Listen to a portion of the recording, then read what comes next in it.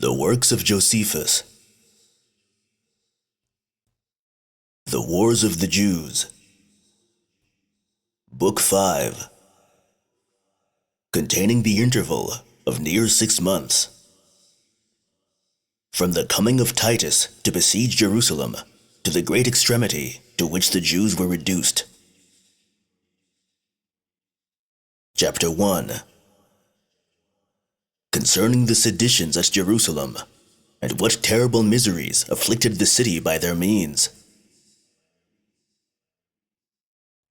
When therefore Titus had marched over that desert which lies between Egypt and Syria, in the manner forementioned, he came to Caesarea, having resolved to set his forces in order at that place, before he began the war. Nay, indeed, while he was assisting his father at Alexandria in settling that government which had been newly conferred upon them by God, it so happened that the sedition at Jerusalem was revived and parted into 3 factions, and that one faction fought against the other, which partition in such evil cases may be said to be a good thing, and the effect of divine justice. Now as to the attack the zealots made upon the people, and which I esteem the beginning of the city's destruction, it has been already explained after an accurate manner, as also whence it arose, and to how great a mischief it was increased. But for the present sedition, one should not mistake if he called it a sedition begotten by another sedition, and to be like a wild beast grown mad, which for want of food from abroad fell now upon eating its own flesh. For Eleazar, the son of Simon, who made the first separation of the zealots from the people, and made them retire into the temple, appeared very angry at John's insolent attempts which he made every day upon the people. For this man never left off murdering, but the truth was that he could not bear to submit to a tyrant who set up after him. So he, being desirous of gaining the entire power and dominion to himself, revolted from John, and took to his assistance Judas, the son of Chelcias, and Simon, the son of Ezron, who were among the men of greatest power. There was also with him Hezekiah, the son of Chobar, a person of eminence. Each of these were followed by a great many of the zealots. These seized upon the inner court of the temple, and laid their arms upon the holy gates, and over the holy fronts of that court. And because they had plenty of provisions, they were of good courage, for there was a great abundance of what was consecrated to sacred uses, and they scrupled not the making use of them. Yet were they afraid, on account of their small number. And when they had laid up their arms there, they did not stir from the place they were in. Now as to John, what advantage he had above Eleazar in the multitude of his followers, like the disadvantage he had in the situation he was in, since he had his enemies over his head, as he could not make any assault upon them without some terror, so was his anger too great to let them be at rest. Nay, although he suffered more mischief from Eleazar and his party than he could inflict upon them, yet would he not leave off assaulting them, insomuch that there were continued sallies made one against another, as well as darts thrown at one another, and the temple was defiled everywhere with murders. But now the tyrant Simon, the son of Joras, whom the people had invited in, out of the hopes they had of his assistance in the great distresses they were in, having in his power the upper city, and a great part of the lower, did now make more vehement assaults upon John and his party, because they were fought against from above also. Yet was he beneath their situation when he attacked them, as they were beneath the attacks of the others above them, whereby it came to pass that John did both receive and inflict great damage, and that easily, as he was fought against on both sides. And the same advantage that Eleazar and his party had over him, since he was beneath them, the same advantage had he by his higher situation over Simon. On which account he easily repelled the attacks that were made from beneath by the weapons thrown from their hands only, but was obliged to repel those that threw darts from the temple above him by his engines of war.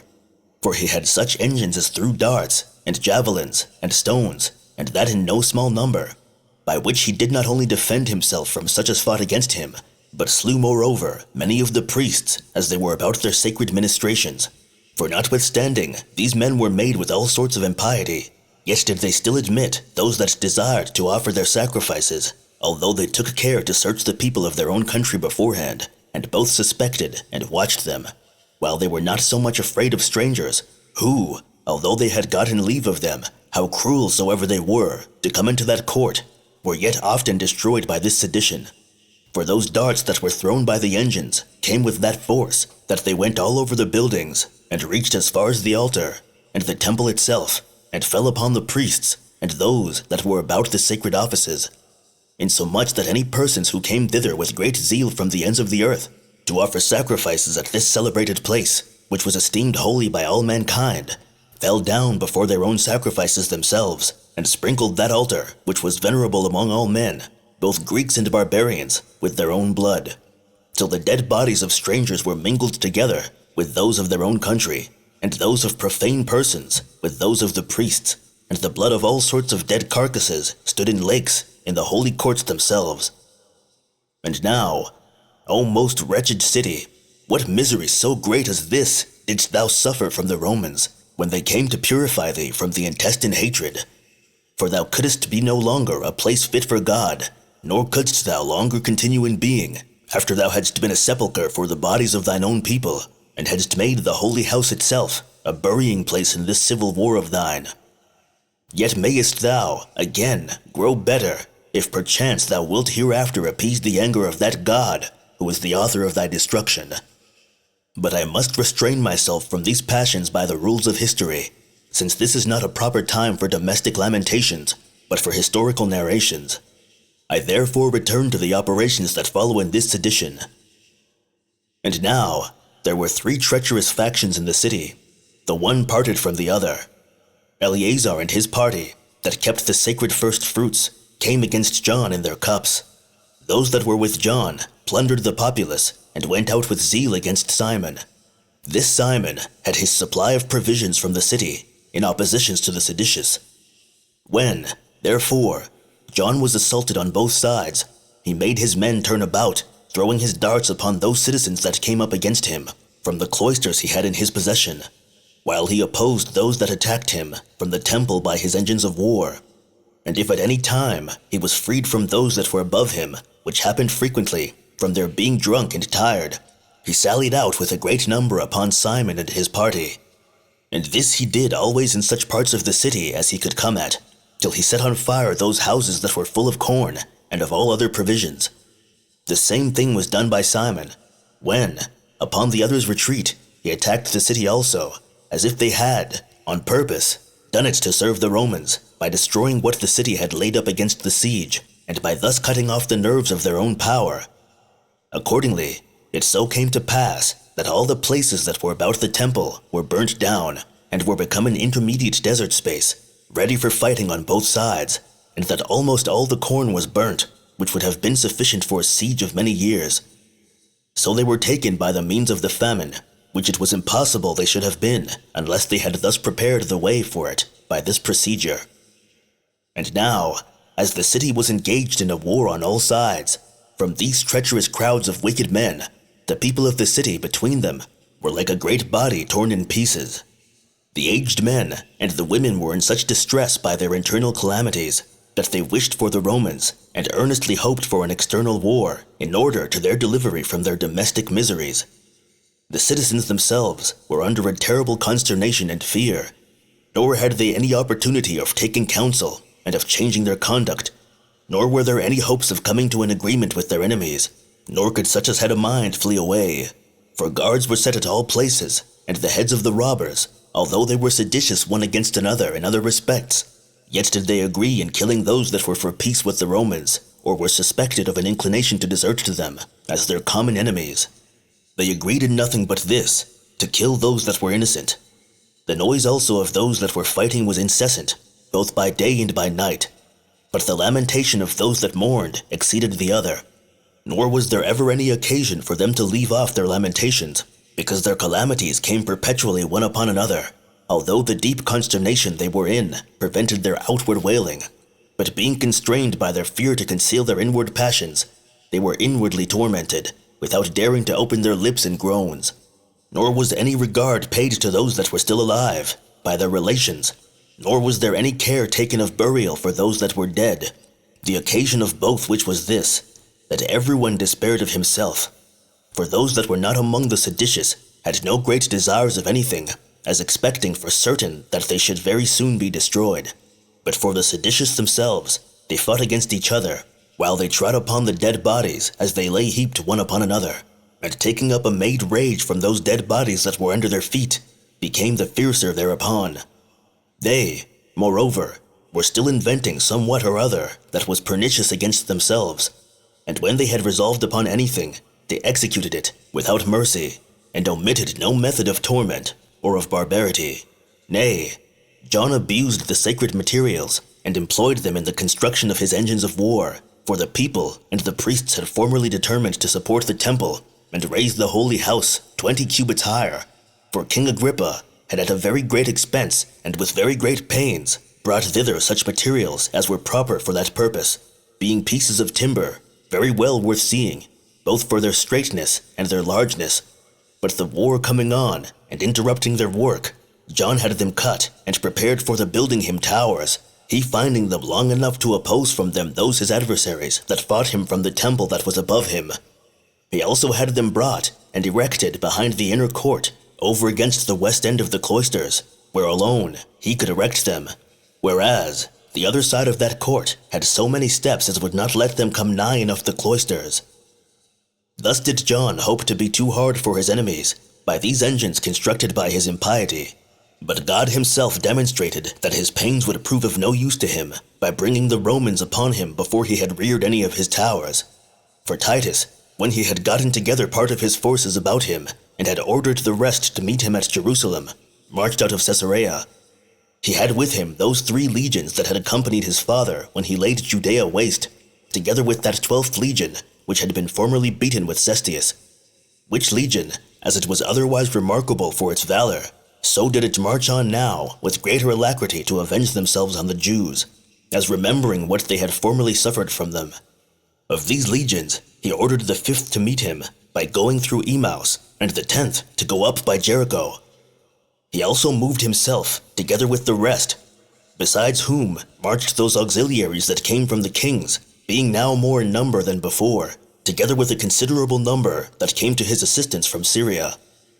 Those also that had been selected out of these 4 legions, and sent with Mucianus to Italy, had their places filled up out of these soldiers that came out of Egypt with Titus, who were 2,000 men, chosen out of the armies at Alexandria. There followed him also 3,000 drawn from those that guarded the river Euphrates, as also there came Tiberius Alexander, who was a friend of his, most valuable, both for his goodwill to him and for his prudence. He had formerly been governor of Alexandria, but was now thought worthy to be a general of the army under Titus. The reason of this was that he had been the first who encouraged Vespasian very lately to accept this new dominion, and joined himself to him with great fidelity when things were uncertain, and fortune had not yet declared for him. He also followed Titus as a counselor, very useful to him in this war, both by his age and skill in such affairs. Chapter 2.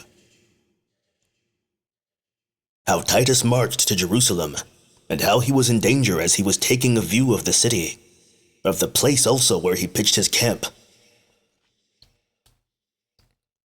Now, as Titus was upon his march into the enemy's country, the auxiliaries that were sent by the kings marched first, having all the other auxiliaries with them, after whom followed those that were to prepare the roads and measure out the camp. Then came the commander's baggage, and after that, the other soldiers, who were completely armed to support them. Then came Titus himself, having with him another select body.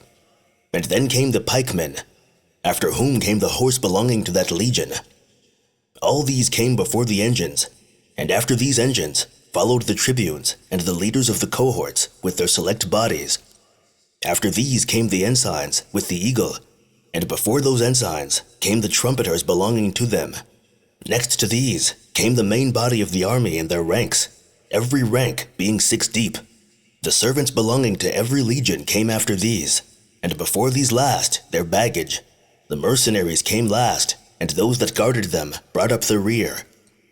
Now Titus, according to the Roman usage, went in the front of the army after a decent manner, and marched through Samaria to Gophna, a city that had been formerly taken by his father, and was then garrisoned by Roman soldiers. When he had lodged there one night, he marched on in the morning, and when he had gone as far as a day's march, he pitched his camp at that valley which the Jews, in their own tongue, call the Valley of Thorns, near a certain village called Gibeath Saul, which signifies the Hill of Saul, being distant from Jerusalem about 30 furlongs. There it was that he chose out 600 select horsemen, and went to take a view of the city, to observe what strength it was of, and how courageous the Jews were, whether, when they saw him, and before they came to a direct battle, they would be affrighted and submit. For he had been informed, what was really true, that the people who were fallen under the power of the seditious and the robbers were greatly desirous of peace, but, being too weak to rise up against the rest, they lay still. Now, so long as he rode along the straight road which led to them all of the city, nobody appeared out of the gates. But when he went out of that road, and declined towards the tower Cephanus, and led the band of horsemen obliquely, an immense number of the Jews leaped out suddenly at the towers, called the Women's Towers, through that gate, which was over against the monuments of Queen Helena, and intercepted his horse, and standing directly opposite to those that still ran along the road, hindered them from joining those that had declined out of it. They intercepted Titus also, with a few others. Now it was here impossible for him to go forward, because all the places had trenches dug in them from the wall, to preserve the gardens round about, and were full of gardens obliquely situated, and of many hedges.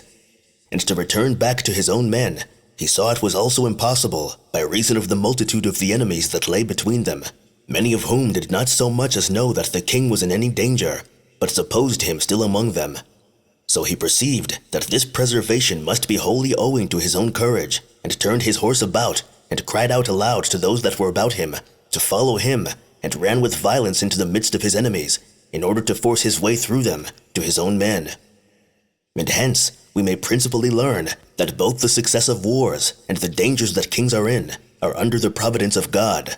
For while such a number of darts were thrown at Titus, when he had neither his headpiece on, nor his breastplate, for, as I told you, he went out not to fight, but to view the city, none of them touched his body, but went aside without hurting him, as if all of them missed him on purpose, and only made a noise as they passed by him. So he diverted those perpetually with his sword that came on his side, and overturned many of those that directly met him, and made his horse ride over those that were overthrown. The enemy indeed made a great shout at the boldness of Caesar, and exhorted one another to rush upon him. Yet did those against whom he marched fly away, and go off from him in great numbers, while those that were in the same danger with him kept up close to him, though they were wounded both on their backs and on their sides. For they had each of them but this one hope of escaping, if they could assist Titus in opening himself a way, that he might not be encompassed round by his enemies before he got away from them. Now, there were two of those that were with him, but at some distance, the one of whom the enemy encompassed round, and slew him with their darts, and his horse also. But the other they slew as he leaped down from his horse, and carried off his horse with them. But Titus escaped with the rest, and came safe to the camp.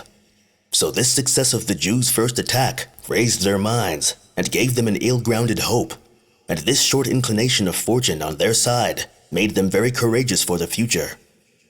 But now, as soon as that legion that had been at Emmaus was joined to Caesar at night, he removed thence when it was day, and came to a place called Scopus, from whence the city began already to be seen, and a plain view might be taken of the great temple. Accordingly, this place, on the north quarter of the city, and adjoining thereto, was a plain, and very properly named Scopus, the prospect, and was no more than 7 furlongs distant from it. And here it was that Titus ordered a camp to be fortified for 2 legions that were to be together, but ordered another camp to be fortified at 3 furlongs further distance behind them, for the 5th legion, for he thought that, by marching in the night, they might be tired, and might deserve to be covered from the enemy, and with less fear might fortify themselves. And, as these were now beginning to build, the 10th legion who came through Jericho was already come to the place, where a certain part of armed men had formerly lain to guard that pass into the city, and had been taken before by Vespasian. These legions had orders to encamp at the distance of 6 furlongs from Jerusalem, at the mount called the Mount of Olives, which lies over against the city on the east side, and is parted from it by a deep valley interposed between them, which is named Cedron. Now, when hitherto the several parties in the city had been dashing one against another perpetually, this foreign war, now suddenly come upon them after a violent manner, put the first stop to their contentions, one against another.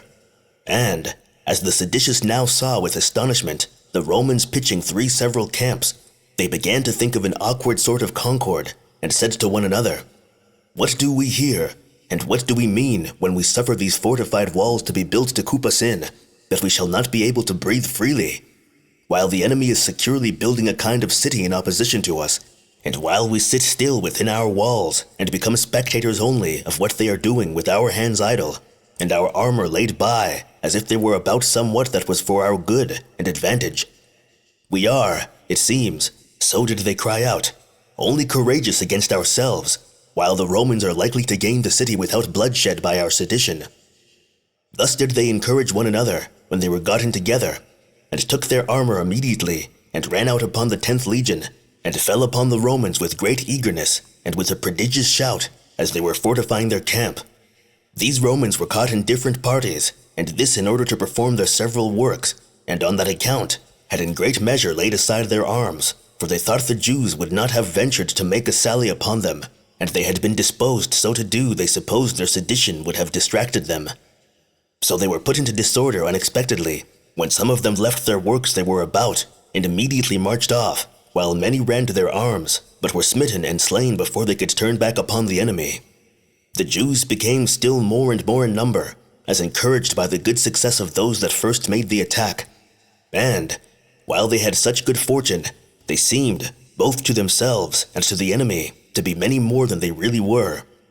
The disorderly way of their fighting at first put the Romans also to a stand, who had been constantly used to fighting skillfully in good order, and with keeping their ranks, and obeying the orders that were given them, for which reason the Romans were caught unexpectedly, and were obliged to give way to the assaults that were made upon them. Now when these Romans were overtaken, and turned back upon the Jews, they put a stop to their career. Yet, when they did not take care enough of themselves, through the vehemency of their pursuit, they were wounded by them. But, as still more and more Jews sallied out of the city, the Romans were at length brought into confusion, and put to flight, and ran away from their camp.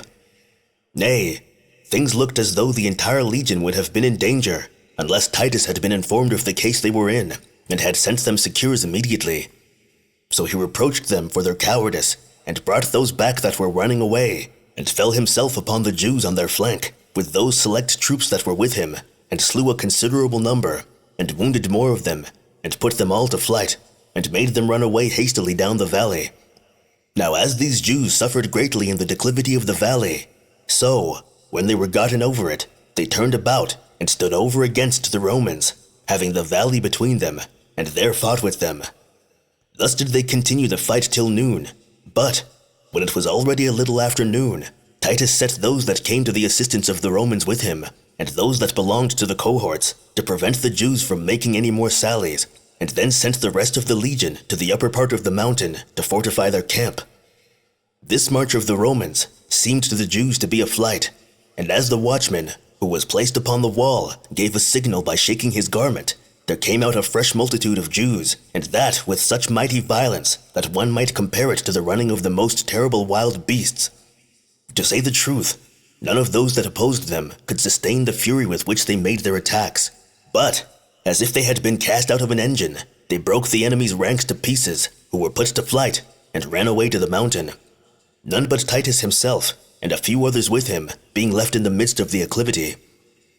Now these others, who were his friends, despised the anger they were in, and were ashamed to leave their general, earnestly exhorting him to give way to these Jews that are fond of dying, and not to run into such dangers before those that ought to stay before him, to consider what his fortune was, and not by supplying the place of a common soldier, to venture to turn back upon the enemy so suddenly, and this because he was general in the war, and lord of the habitable earth, on whose preservation the public affairs do all depend. These persuasions Titus seemed not so much as to hear, but opposed those that ran upon him, and smote them on the face, and, when he had forced them to go back, he slew them. He also fell upon great numbers as they marched down the hill, and thrust them forward, while those men were so amazed at his courage and his strength that they could not fly directly to the city, but declined from him on both sides, and pressed after those that fled up the hill. Yet did he still fall upon their flank, and put a stop to their fury, In the meantime, a disorder and a terror fell again upon those that were fortifying their camp at the top of the hill, upon their seeing those beneath them running away, insomuch that the whole legion was dispersed, while they thought that the sallies of the Jews upon them were plainly insupportable, and that Titus was himself put to flight, because they took it for granted that if he had stayed, the rest would never have fled for it. Thus were they encompassed on every side by a kind of panic fear, and some dispersed themselves one way, and some another, till certain of them saw their general in the very midst of an action, and, being under great concern for him, they loudly proclaimed the danger he was in to the entire legion. And now shame made them turn back, and they reproached one another that they did worse than run away by deserting Caesar. So they used their utmost force against the Jews, and declining from the straight declivity, they drove them in heaps into the bottom of the valley. Then did the Jews turn about and fight them. But as they were themselves retiring, and now, because the Romans had the advantage of the ground, and were above the Jews, they drove them all into the valley.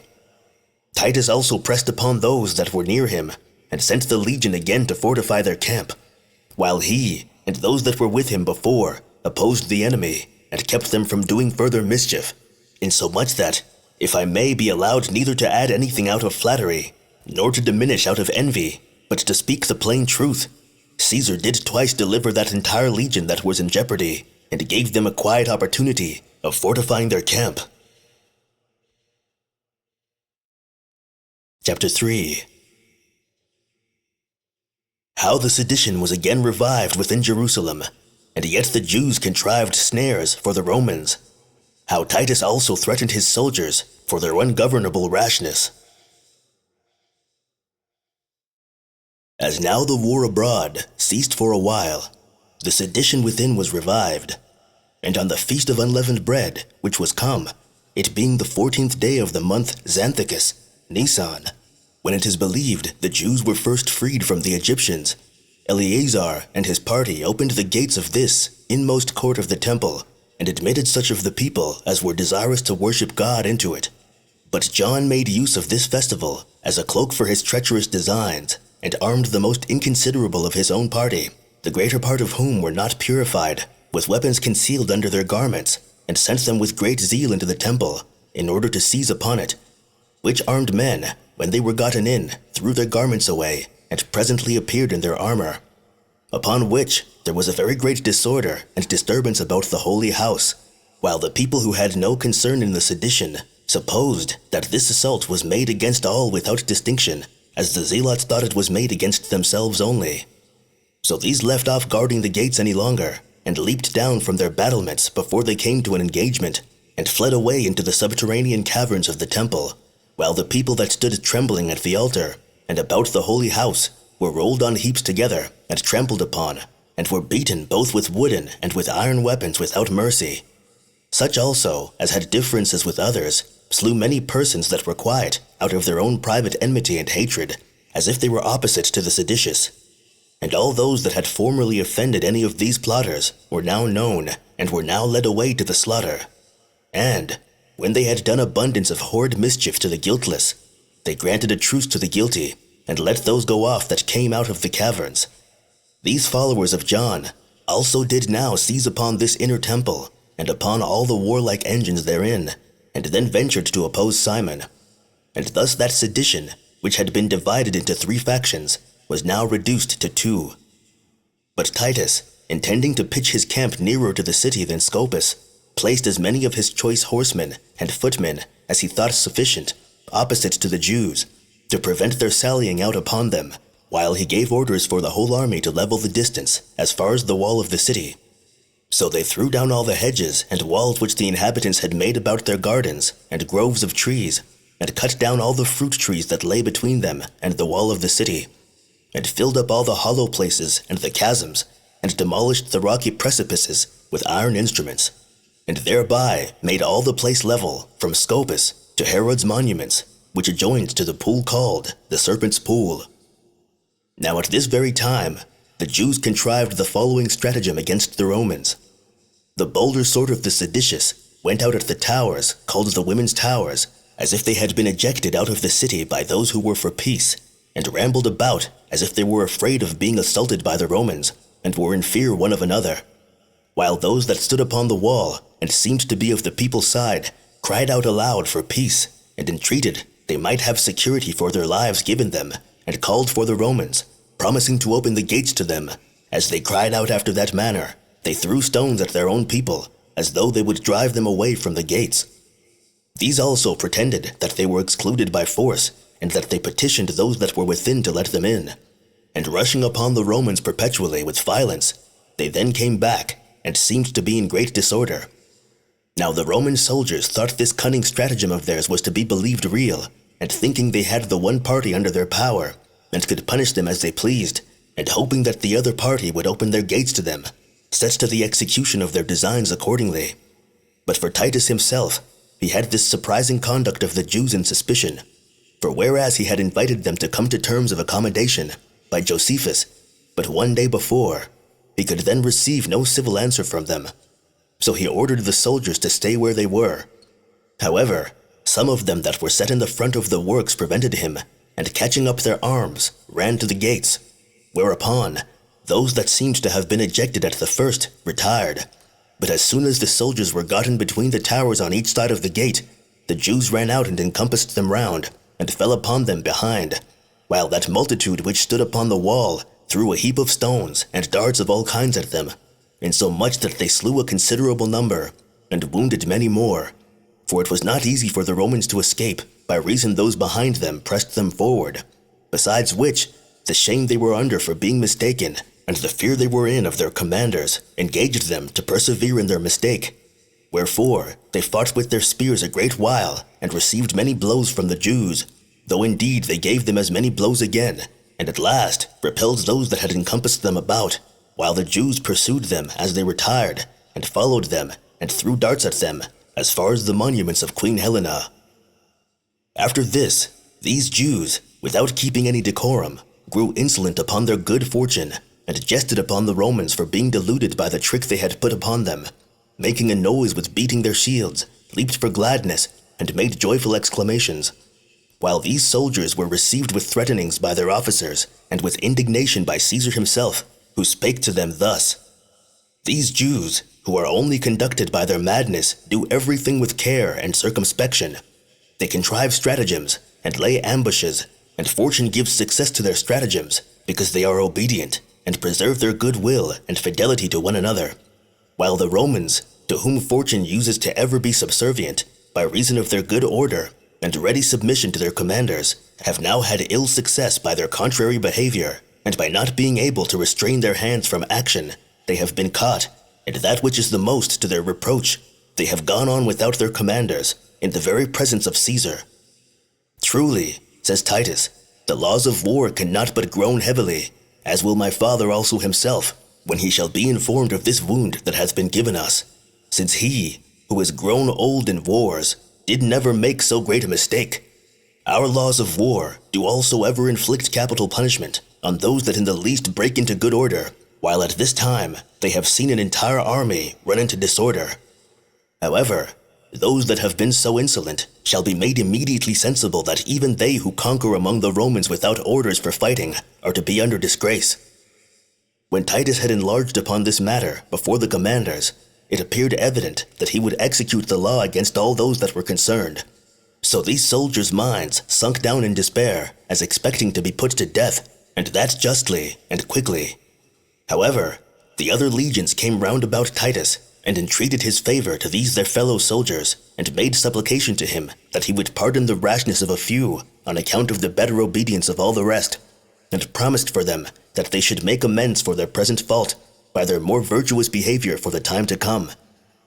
So Caesar complied with their desires, and with what prudence dictated to him also, for he esteemed it fit to punish single persons by real executions, but that the punishment of great multitudes should proceed no farther than reproofs. So he was reconciled to the soldiers, but gave them a special charge to act more wisely for the future. And he considered with himself how he might be even with the Jews for their stratagem. And now, when the space between the Romans and the wall had been leveled, which was done in 4 days, and as he was desirous to bring the baggage of the army, with the rest of the multitude that followed him safely to the camp, he set the strongest part of his army over against that wall which lay on the north quarter of the city, and over against the western part of it, and made his army 7 deep, with the footmen placed before them, and the horsemen behind them, each of the last in 3 ranks, whilst the archers stood in the midst in 7 ranks. And now as the Jews were prohibited by so great a body of men from making sallies upon the Romans, both the beasts that bear the burdens and belonged to the 3 legions and the rest of the multitude marched on without any fear. But as for Titus himself, he was but about 2 furlongs distant from the wall, at that part of it where was the corner, and over against that tower which was called Cephanus, at which tower the compass of the wall belonging to the north bended and extended itself over against the west. But the other part of the army fortified themselves at the tower called Hippicus, and was distant, in like manner, but 2 furlongs from the city. However, the 10th legion continued in its own place, on the Mount of Olives. Chapter 4. The description of Jerusalem. The city of Jerusalem was fortified with 3 walls, on such parts as were not encompassed with unpassable valleys, for in such places it had but 1 wall. The city was built upon 2 hills, which are opposite to one another, and have a valley to divide them asunder, at which valley the corresponding rows of houses on both hills end. Of these hills, that which contains the upper city is much higher, and in length more direct. Accordingly, it is called the Citadel by King David. He was the father of that Solomon who built this temple at the first, but it is by us called the Upper Marketplace. But the other hill, which was called Acra, and sustains the lower city, is of the shape of a moon when she is horned. Over against this was a 3rd hill, but naturally lower than Acra, and parted formerly from the other by a broad valley. However, in those times when the Asamoneans reigned, they filled up that valley with earth, and had a mind to join the city to the temple. They then took off part of the height of Acra, and reduced it to be of less elevation than it was before, that the temple might be superior to it. Now the valley of the cheesemongers, as it was called, and was that which we told you before, distinguished the hill of the upper city from that of the lower, extended as far as Siloam. For that is the name of a fountain which hath sweeter water in it, and this in great plenty also. But on the outsides, these hills are surrounded by deep valleys, and by reason of the precipices to them belonging on both sides, they are everywhere unpassable. Now, of these 3 walls, the old one was hard to be taken, both by reason of the valleys, and of that hill on which it was built, and which was above them. But besides that great advantage, as to the place where they were situated, it was also built very strong, because David and Solomon and the following kings were very zealous about this work. Now that wall began on the north at the tower called Hippicus, and extended as far as the Xystus, a place so called, and then, joining to the council house, ended at the west cloister of the temple. But if we go the other way westward, it began at the same place, and extended through a place called Bethso, to the gate of the Essenes. And after that, it went southward, having its bending above the fountain Siloam, where it also bends again towards the east at Solomon's pool, and reaches as far as a certain place, which they called Ophlus, where it was joined to the eastern cloister of the temple. The second wall took its beginning from that gate which they called Genath, which belonged to the first wall. It only encompassed the northern quarter of the city, and reached as far as the tower Antonia. The beginning of the 3rd wall was at the tower Hippicus, whence it reached as far as the north quarter of the city, and the tower Cephanus, and then was so far extended till it came over against the monument of Helena, which Helena was queen of Adiabene, the daughter of Isaetes. It then extended farther to a great length, and passed by the sepulchral caverns of the kings, and bent again at the tower of the corner, at the monument which is called the Monument of the Fuller, and joined to the old wall at the valley called the Valley of Cedron. It was Agrippa who encompassed the parts added to the old city with this wall, which had been all naked before. For as the city grew more populous, it gradually crept beyond its old limits, and those parts of it that stood northward of the temple and joined that hill to the city made it considerably larger, and occasioned that hill which is in number the 4th, and is called Bezitha, to be inhabited also. It lies over against the tower Antonia, but is divided from it by a deep valley, which was dug on purpose, and that in order to hinder the foundations of the Tower of Antonia from joining to this hill, and thereby affording an opportunity for getting to it with ease, and hindering the security that arose from its superior elevation. For which reason also, that depth of the ditch made the elevation of the towers more remarkable. This new built part of the city was called Bezetha in our language, which, if interpreted in the Grecian language, may be called the New City. Since, therefore, its inhabitants stood in need of a covering, the father of the present king, and of the same name with him, Agrippa, began that wall we spoke of. But he left off building it when he had only laid the foundation out of the fear he was in of Claudius Caesar, lest he should suspect that so strong a wall was built in order to make some innovation in public affairs. For the city could no way have been taken if that wall had been finished in the manner it was begun, as its parts were connected together by stones 20 cubits long and 10 cubits broad, which could never have either been easily undermined by any iron tools or shaken by any engines. The wall was, however, 10 cubits wide, and it would probably have had a height greater than that had not his zeal who began it been hindered from exerting itself. After this, it was erected with great diligence by the Jews, as high as 20 cubits, above which it had battlements of 2 cubits and turrets of 3 cubits altitude, insomuch that the entire altitude extended as far as 25 cubits. Now the towers that were upon it were 20 cubits in breadth and 20 cubits in height. They were square and solid, as was the wall itself, wherein the niceness of the joints and the beauty of the stones were no way inferior to those of the holy house itself. Above this solid altitude of the towers, which was 20 cubits, there were rooms of great magnificence, and over them upper rooms and cisterns to receive rainwater. They were many in number, and the steps by which you ascended up to them were every one broad. Of these towers then, the third wall had 90, and the spaces between them were each 200 cubits. But in the middle wall were 40 towers, and the old wall was parted into 60, while the whole compass of the city was 33 furlongs. Now the third wall was all of it wonderful, yet was the tower Cephanus elevated above its northwest corner, and there Titus pitched his own tent, for being 70 cubits high, it both afforded a prospect of Arabia at sunrising, as well as it did of the utmost limits of the Hebrew possessions at the sea westward. Moreover, it was an octagon, and over against it was the tower Hippicus, and hard by 2 others were erected by King Herod in the old wall. These were, for largeness, beauty, and strength, beyond all that were in the habitable earth. For besides the magnanimity of his nature, and his magnificence towards the city on other occasions, he built these after such an extraordinary manner to gratify his own private affections, and dedicated these towers to the memory of those 3 persons who had been dearest to him, and from whom he named them. They were his brother, his friend, and his wife. The wife he had slain out of his love and jealousy, as we have already related. The other 2 he lost in war, as they were courageously fighting. Hippicus, so named from his friend, was square. Its length and breadth were each 25 cubits, and its height 30, and it had no vacuity in it.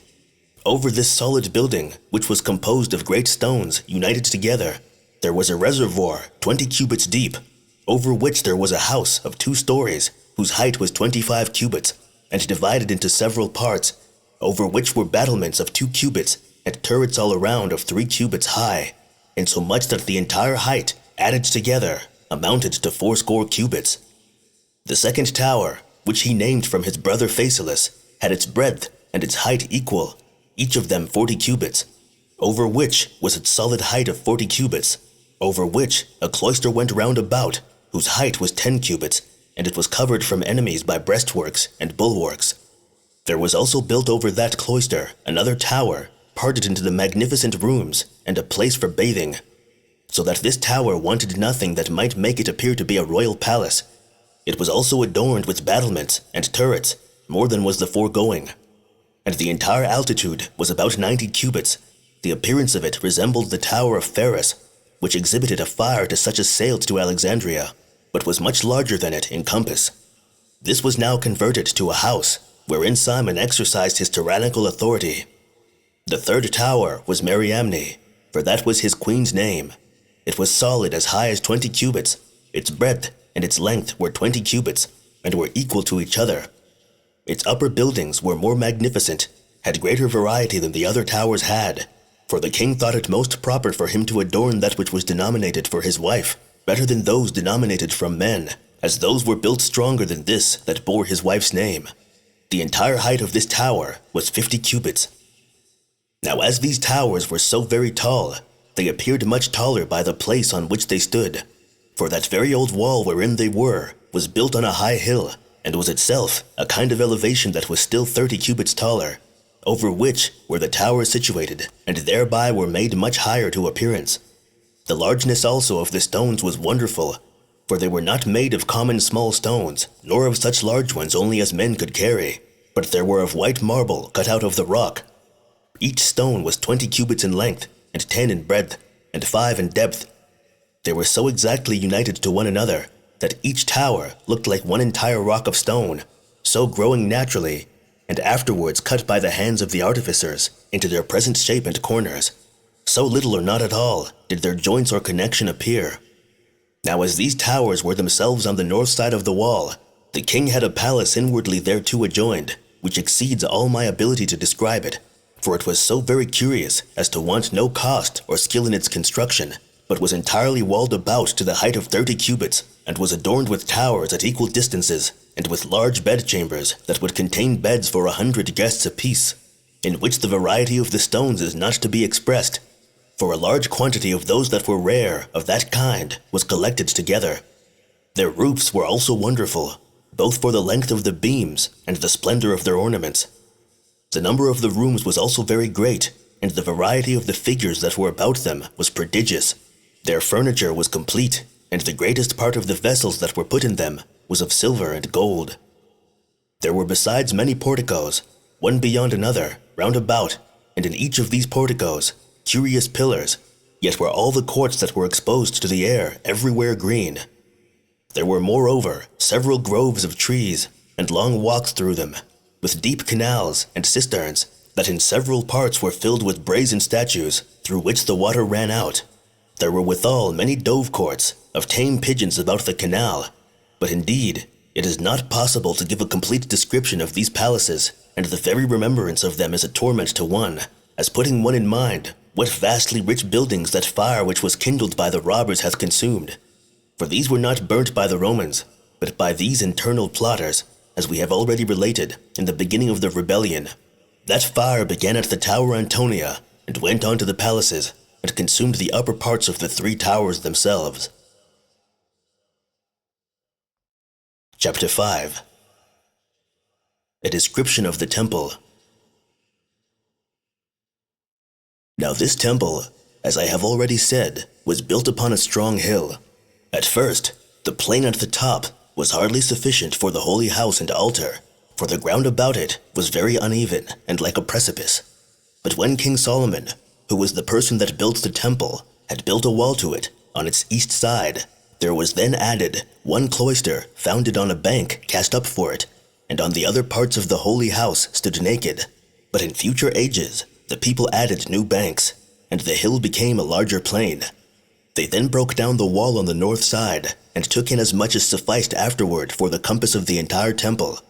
And when they had built walls on the 3 sides of the temple round about, from the bottom of the hill, and had performed a work that was greater than could be hoped for, in which work long ages were spent by them, as well as all their sacred treasures were exhausted, which were still replenished by those tributes which were sent to God from the whole habitable earth. They then encompassed their upper courts with cloisters, as well as they afterward did the lowest court of the temple. The lowest part of this was erected to the height of 300 cubits, and in some places more. Yet did not the entire depth of the foundations appear, for they brought earth and filled up the valleys, as being desirous to make them on a level with the narrow streets of the city, wherein they made use of stones of 40 cubits in magnitude. For the great plenty of money they then had, and the liberality of the people, made this attempt of theirs to succeed to an incredible degree, and what could not be so much as hoped for as ever to be accomplished, was, by perseverance and length of time, brought to perfection. Now, for the works that were above those foundations, these were not unworthy of such foundations, for all the cloisters were double, and the pillars to them belonging were 25 cubits in height, and supported the cloisters. These pillars were of one entire stone, each of them, and that stone was white marble, and the roofs were adorned with cedar, curiously graven. The natural magnificence and excellent polish and the harmony of joints in these cloisters afforded a prospect that was very remarkable, nor was it on the outside adorned with any work of the painter or engraver. The cloisters of the outmost court were in breadth 30 cubits, while the entire compass of it was, by measure, 6 furlongs, including the Tower of Antonia. Those entire courts that were exposed to the air were laid with stones of all sorts.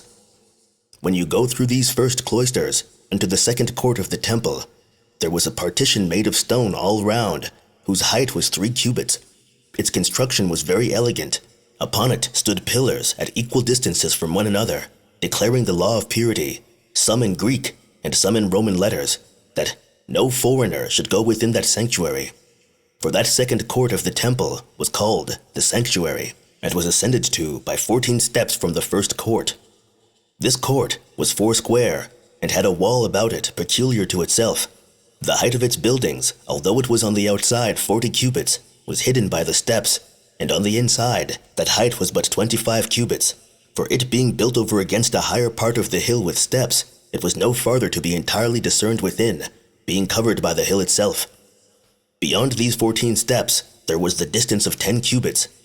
This was all plain, whence there were other steps, each of 5 cubits apiece, that led to the gates, which gates on the north and south sides were 8, on each of those sides 4, and of necessity 2 on the east. For since there was a partition built for the women on that side, as the proper place wherein they were to worship, there was a necessity of a second gate for them. This gate was cut out of its wall, over against the first gate. There was also on the other sides one southern and one northern gate, through which was a passage into the court of the women. For as to the other gates, the women were not allowed to pass through them, nor when they went through their own gate could they go beyond their own wall.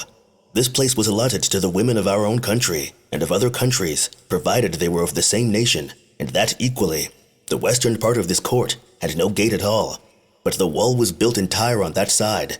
But then the cloisters, which were betwixt the gates, extended from the wall inward before the chambers, for they were supported by very fine and large pillars.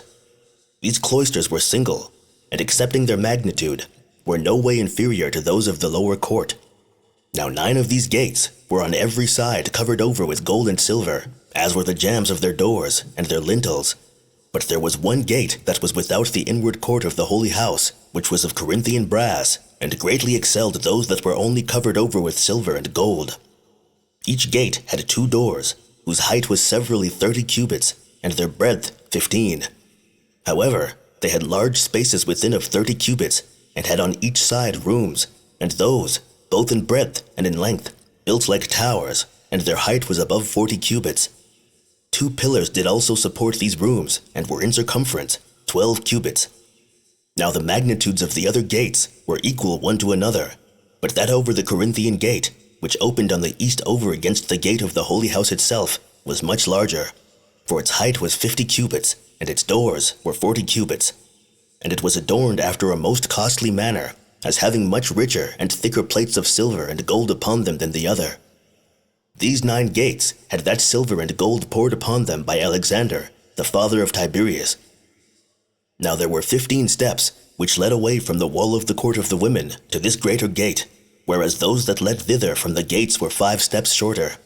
As to the holy house itself, which was placed in the midst of the inmost court, that most sacred part of the temple, it was ascended to by 12 steps, and in front of its height and its breadth were equal, and each 100 cubits, though it was behind 40 cubits narrower. For on its front it had what may be styled shoulders on each side, that passed 20 cubits farther. Its first gate was 70 cubits high, and 25 cubits broad. But this gate had no doors, for it represented the universal visibility of heaven, and that it cannot be excluded from any place. Its front was covered with gold all over, and through it the first part of the house, that was more inward, did all of it appear, which, as it was very large, so did all the parts of the more inward gate appear to shine to those that saw them. But then, as the entire house was divided into 2 parts within, it was only the first part of it that was open to our view. Its height extended all along to 90 cubits in height, and its length was 50 cubits, and its breadth 20. But that gate, which was at this end of the first part of the house, was, as we have already observed, all over covered with gold, as was its whole wall about it. It had also golden vines above it, from which clusters of grapes hung as tall as a man's height. But then this house, as it was divided into two parts, the inner part was lower than the appearance of the outer, and had 6 golden doors of 25 cubits altitude, and 16 in breadth. But before these doors there was a veil of equal largeness with the doors. It was a Babylonian curtain, embroidered with blue, and fine linen, and scarlet, and purple, and of a contexture that was truly wonderful. Nor was this mixture of colors without its mystical interpretation, but was a kind of image of the universe. For by the scarlet there seemed to be enigmatically signified fire, by the fine flax the earth, by the blue the air, and by the purple the sea. 2 of them having their colors the foundation of this resemblance, but the fine flax and the purple have their own origin for that foundation, the earth producing the one, and the sea the other. This curtain had also embroidered upon it all that was mystical in the heavens, excepting that of the 12 signs representing living creatures. When any person entered into the temple, its floor received them. This part of the temple, therefore, was in height 60 cubits, and its length the same, whereas its breadth was but 20 cubits. But still, that 60 cubits in length was divided again, and the first part of it cut off at 40 cubits, and it had in it 3 things that were very wonderful and famous among all mankind: the candlestick, the table of showbread, and the altar of incense. Now, the 7 lamps signified the 7 planets, for so many there were springing out of the candlestick. Now the 12 loaves that were upon the table signified the circle of the zodiac and the year, but the altar of incense, by its 13 kinds of sweet-smelling spices with which the sea replenished it, signified that God is the possessor of all things that are both in the uninhabitable and habitable parts of the earth, and that they are all to be dedicated to his use. But the inmost part of the temple of all was of 20 cubits. This was also separated from the outer part by a veil. In this there was nothing at all. It was inaccessible and inviolable, and not to be seen by any, and was called the Holy of Holies. Now, about the sides of the lower part of the temple there were little houses, with passages out of one into another. There were a great many of them, and they were of 3 stories high. There were also entrances on each side into them from the gate of the temple. But the superior part of the temple had no such little houses any farther, because the temple was there narrower, and 40 cubits higher, and of a smaller body than the lower parts of it. Thus we collect that the whole height, including the 60 cubits from the floor, amounted to 100 cubits. Now the outward face of the temple in its front wanted nothing that was likely to surprise either men's minds or their eyes, for it was covered all over the plates of gold of great weight, and, at the first rising of the sun, reflected back a very fiery splendor, and made those who forced themselves to look upon it to turn their eyes away, just as they would have done at the sun's own rays. But this temple appeared to strangers when they were at a distance like a mountain covered with snow, for, as to those parts of it that were not gilt, they were exceeding white. On its top it had spikes with sharp points to prevent any pollution of it by birds sitting upon it. Of its stones, some of them were 45 cubits in length, 5 in height, and 6 in breadth. Before this temple stood the altar, 15 cubits high, and equal both in length and breadth, each of which dimensions was 50 cubits. The figure it was built in was a square, and it had corners like horns, and the passage up to it was by an insensible acclivity. It was formed without any iron tool, nor did any such iron tool so much as touch it at any time. There was a wall of partition, about a cubit in height, made of fine stones, and so as to be grateful to the sight. This encompassed the holy house and the altar, and kept the people that were on the outside off from the priests. Moreover, those that had the gonorrhea and the leprosy were excluded out of the city entirely. Women also, when their courses were upon them, were shut out of the temple, nor when they were free from that impurity were they allowed to go beyond the limit before mentioned. Men also, that were not thoroughly pure, were prohibited to come into the inner court of the temple. Nay, the priests themselves that were not pure were prohibited to come into it also. Now all those of the stock of the priests that could not minister by reason of some defect in their bodies came within the partition together with those that had no such imperfection, and had their share with them by reason of their stock, but still made use of none except their own private garments, for nobody but he that officiated had on his sacred garments. But then these priests that were without any blemish upon them went up to the altar clothed in fine linen. They abstained chiefly from wine, out of this fear, lest otherwise they should transgress some rules of their ministration. The high priest did also go up with them, not always indeed, but on the 7th days and new moons, and if any festivals belonging to our nation, which we celebrate every year, happened. When he officiated, he had on a pair of breeches that reached beneath his privy parts to his thighs, and had on an inner garment of linen, together with a blue garment round, without seam, with fringe work, and reaching to the feet. There were also golden bells that hung upon the fringes, and pomegranates intermixed among them. The bells signified thunder, and the pomegranates lightning. But that girdle that tied the garment to the breast was embroidered with 5 rows of various colors of gold, and purple, and scarlet, as also of fine linen and blue, with which colors, we told you before, the veils of the temple were embroidered also. The like embroidery was upon the ephod, but the quantity of gold therein was greater. Its figure was that of a stomacher for the breast. There were upon it 2 golden buttons, like small shields, which buttoned the ephod to the garment. In these buttons were enclosed 2 very large and very excellent sardonyxes, having the names of the tribes of that nation engraved upon them.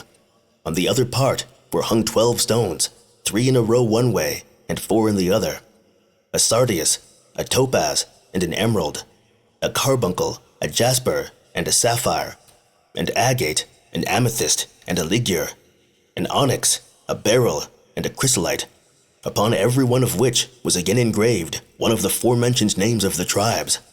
A mitre also of fine linen encompassed his head, which was tied by a blue ribbon, about which there was another golden crown, in which was engraven the sacred name of God. It consists of 4 vowels.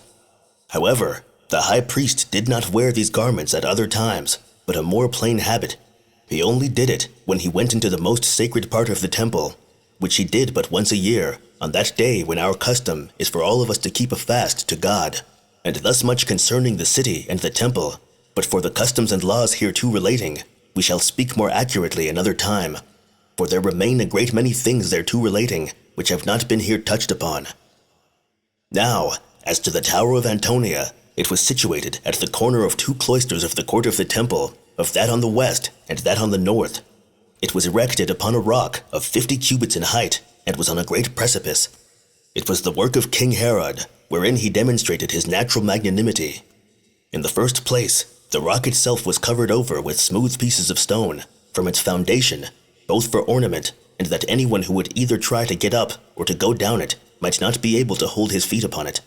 Next to this, and before you come to the edifice of the tower itself, there was a wall 3 cubits high, but within that wall, all the space of the Tower of Antonia itself was built upon, to the height of 40 cubits. The inward part had the largeness and form of a palace, it being parted into all kinds of rooms and other conveniences, such as courts and places for bathing, and broad spaces for camps, insomuch that, by having all conveniences that cities wanted, it might seem to be composed of several cities, but by its magnificence it seemed a palace. And as the entire structure resembled that of a tower, it contained also 4 other distinct towers at its 4 corners, whereof the others were but 50 cubits high, whereas that which lay upon the southeast corner was 70 cubits high, that from thence the whole temple might be viewed. But on the corner where it joined to the 2 cloisters of the temple, it had passages down to them both, through which the guard, for there always lay in this tower a Roman legion, went several ways among the cloisters with their arms on the Jewish festivals, in order to watch the people, that they might not there attempt to make any innovations. For the temple was a fortress that guarded the city, as was the Tower of Antonia a guard to the temple, and in that tower were the guards of those 3. There was also a peculiar fortress belonging to the upper city, which was in Herod's palace, but for the hill Bezitha, it was divided from the Tower of Antonia, as we have already told you. And as that hill on which the Tower of Antonia stood was the highest of these 3, so did it adjoin to the new city, and was the only place that hindered the sight of the temple on the north.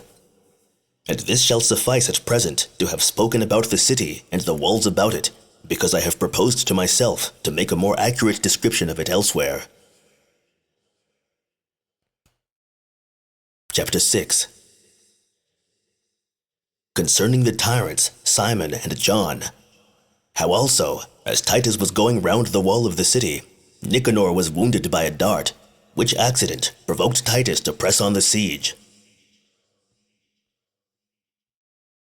Now the warlike men that were in the city, and the multitude of the seditious that were with Simon, were 10,000, besides the Idumeans.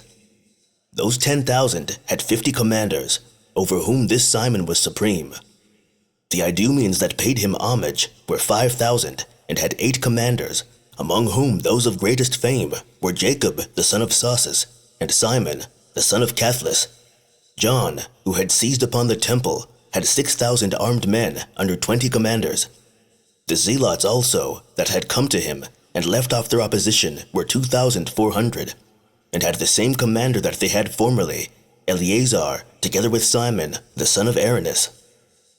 Now, while these factions fought one against another, the people were their prey on both sides, as we have said already, and that part of the people who would not join with them in their wicked practices were plundered by both factions. Simon held the upper city and the great wall as far as Cedron, and as much of the old wall as bent from Siloam to the east, and which went down to the palace of Monobazus, who was king of the Adiabene beyond Euphrates. He also held that fountain and the Acra, which was no other than the lower city. He also held all that reached to the palace of Queen Helena, the mother of Monobazus. But John had the temple, and the parts thereto adjoining, for a great way, as also Ophla, and the valley called the Valley of Cedron. And when the parts that were interposed between their possessions were burnt by them, they left a space wherein they might fight with each other. For this internal sedition did not cease even when the Romans were encamped near their very walls. But although they had grown wiser at the first onset the Romans made upon them, this lasted but a while, for they returned to their former madness, and separated one from another, and fought it out, and did everything that the besiegers could desire them to do. For they never suffered anything that was worse from the Romans than they made each other suffer, nor was there any misery endured by the city after these men's actions that could be esteemed new. But it was most of all unhappy before it was overthrown, while those that took it did a greater kindness. For I venture to affirm that the sedition destroyed the city, and the Romans destroyed the sedition, which it was a much harder thing to do than to destroy the walls, so that we may justly ascribe our misfortunes to our own people, and the just vengeance taken on them to the Romans, as to which matter let every one determine by the actions on both sides. Now, when affairs within the city were in this posture, Titus went round the city on the outside with some chosen horsemen, and looked about for a proper place where he might make an impression upon the walls. But as he was in doubt where he could possibly make an attack on any side, for the place was no way accessible where the valleys were, and on the other side the first wall appeared too strong to be shaken by the engines, he thereupon thought it best to make his assault upon the monument of John the high priest, for there it was that the first fortification was lower, and the second was not joined to it, the builders neglecting to build the wall strong where the new city was not much inhabited. Here also was an easy passage to the third wall, through which he thought to take the upper city, and, through the tower of Antonia, the temple itself. But at this time, as he was going round about the city, one of his friends, whose name was Nicanor, was wounded with a dart on his left shoulder, as he approached together with Josephus too near the wall, and attempted to discourse to those that were upon the wall about terms of peace, for he was a person known by them. On this account it was that Caesar, as soon as he knew their vehemence, that they would not bear even such as approached them to persuade them to what tended to their own preservation, was provoked to press on the siege. He also, at the same time, gave his soldiers leave to set the suburbs on fire, and ordered that they should bring timber together and raise banks against the city. And when he had parted his army into 3 parts, in order to set about those works, he placed those that shot darts and the archers in the midst of the banks that were then raising, before whom he placed those engines that threw javelins, and darts, and stones, that he might prevent the enemy from sallying upon their works, and might hinder those that were upon the wall from being able to obstruct them. So the trees were now cut down immediately, and the suburbs left naked. But now, while the timber was carrying to raise the banks, and the whole army was earnestly engaged in their works, the Jews were not, however, quiet. And it happened that the people of Jerusalem, who had been hitherto plundered and murdered, were now of good courage, and supposed that they should have a breathing time, while the others were very busy in opposing their enemies without the city, and that they should now be avenged on those that had been the authors of their miseries, in case the Romans did get but the victory. However, John stayed behind out of his fear of Simon, even while his own men were earnest in making a sally upon their enemies without. Yet did not Simon lie still, for he lay near the place of the siege. He brought his engines of war, and disposed of them at due distances upon the wall, both those which they took from Cestius formerly, and those which they got when they seized the garrison that lay in the tower of Antonia. But though they had these engines in their possession, they had so little skill in using them that they were in a great measure useless to them. But a few there were who had been taught by deserters how to use them, which they did use, though after an awkward manner. So they cast stones and arrows at those that were making the banks. They also ran out upon them by companies and fought with them. Now those that were at work covered themselves with hurdles spread over their banks, and their engines were opposed to them when they made their excursions. The engines that all the legions had ready prepared for them were admirably contrived, but still more extraordinary ones belonged to the 10th Legion. Those that threw darts and those that threw stones were more forcible and larger than the rest, by which they not only repelled the excursions of the Jews, but drove those away that were upon the walls also. Now, the stones that were cast were of the weight of a talent, and were carried 2 furlongs and farther. The blow they gave was no way to be sustained, not only by those that stood first in the way, but by those that were beyond them for a great space. As for the Jews, they at first watched the coming of the stone, for it was of a white color, and could therefore not only be perceived by the great noise it made, but could be seen also before it came by its brightness. Accordingly, the watchmen that sat upon the towers gave them notice when the engine was let go, and the stone came from it, and cried out aloud in their own country language, "The sun cometh." So those that were in its way stood off, and threw themselves down upon the ground, by which means, and by their thus guarding themselves, the stone fell down and did them no harm. But the Romans contrived how to prevent that by blacking the stone, who then could aim at them with success when the stone was not discerned beforehand, as it had been till then, and so they destroyed many of them at one blow. Yet did not the Jews under all this distress permit the Romans to raise their banks in quiet, but they shrewdly and boldly exerted themselves, and repelled them both by night and by day. And now, upon the finishing the Roman works, the workmen measured the distance there was from the wall, and this by lead and a line, which they threw to it from their banks, for they could not measure it any otherwise, because the Jews would shoot at them if they came to measure it themselves. And when they found that the engines could reach the wall, they brought them thither. Then did Titus set his engines at proper distances, so much nearer to the wall that the Jews might not be able to repel them, and gave orders that they should go to work. And when thereupon a prodigious noise echoed round about from 3 places, and that on the sudden there was a great noise made by the citizens that were within the city, and no less a terror fell upon the seditious themselves, whereupon both sorts, seeing the common danger they were in, contrived to make a like defense. So those of different factions cried out one to another, and they acted entirely as in concert with their enemies, whereas they ought, however, notwithstanding, God did not grant them a lasting concord in their present circumstances, to lay aside their enmities one against another, and to unite together against the Romans. Accordingly, Simon gave those that came from the temple leave, by proclamation, to go upon the wall. John also himself, though he could not believe Simon was in earnest, gave them the same leave. So on both sides they laid aside their hatred and their peculiar quarrels, and formed themselves into one body. They then ran round the walls, and having a vast number of torches with them, they threw them at the machines, and shot darts perpetually upon those that impelled those engines which battered the wall. Nay, the bolder sort leaped out by troops upon the hurdles that covered the machines, and pulled them to pieces, and fell upon those that belonged to them, and beat them, not so much by any skill they had, as principally by the boldness of their attacks.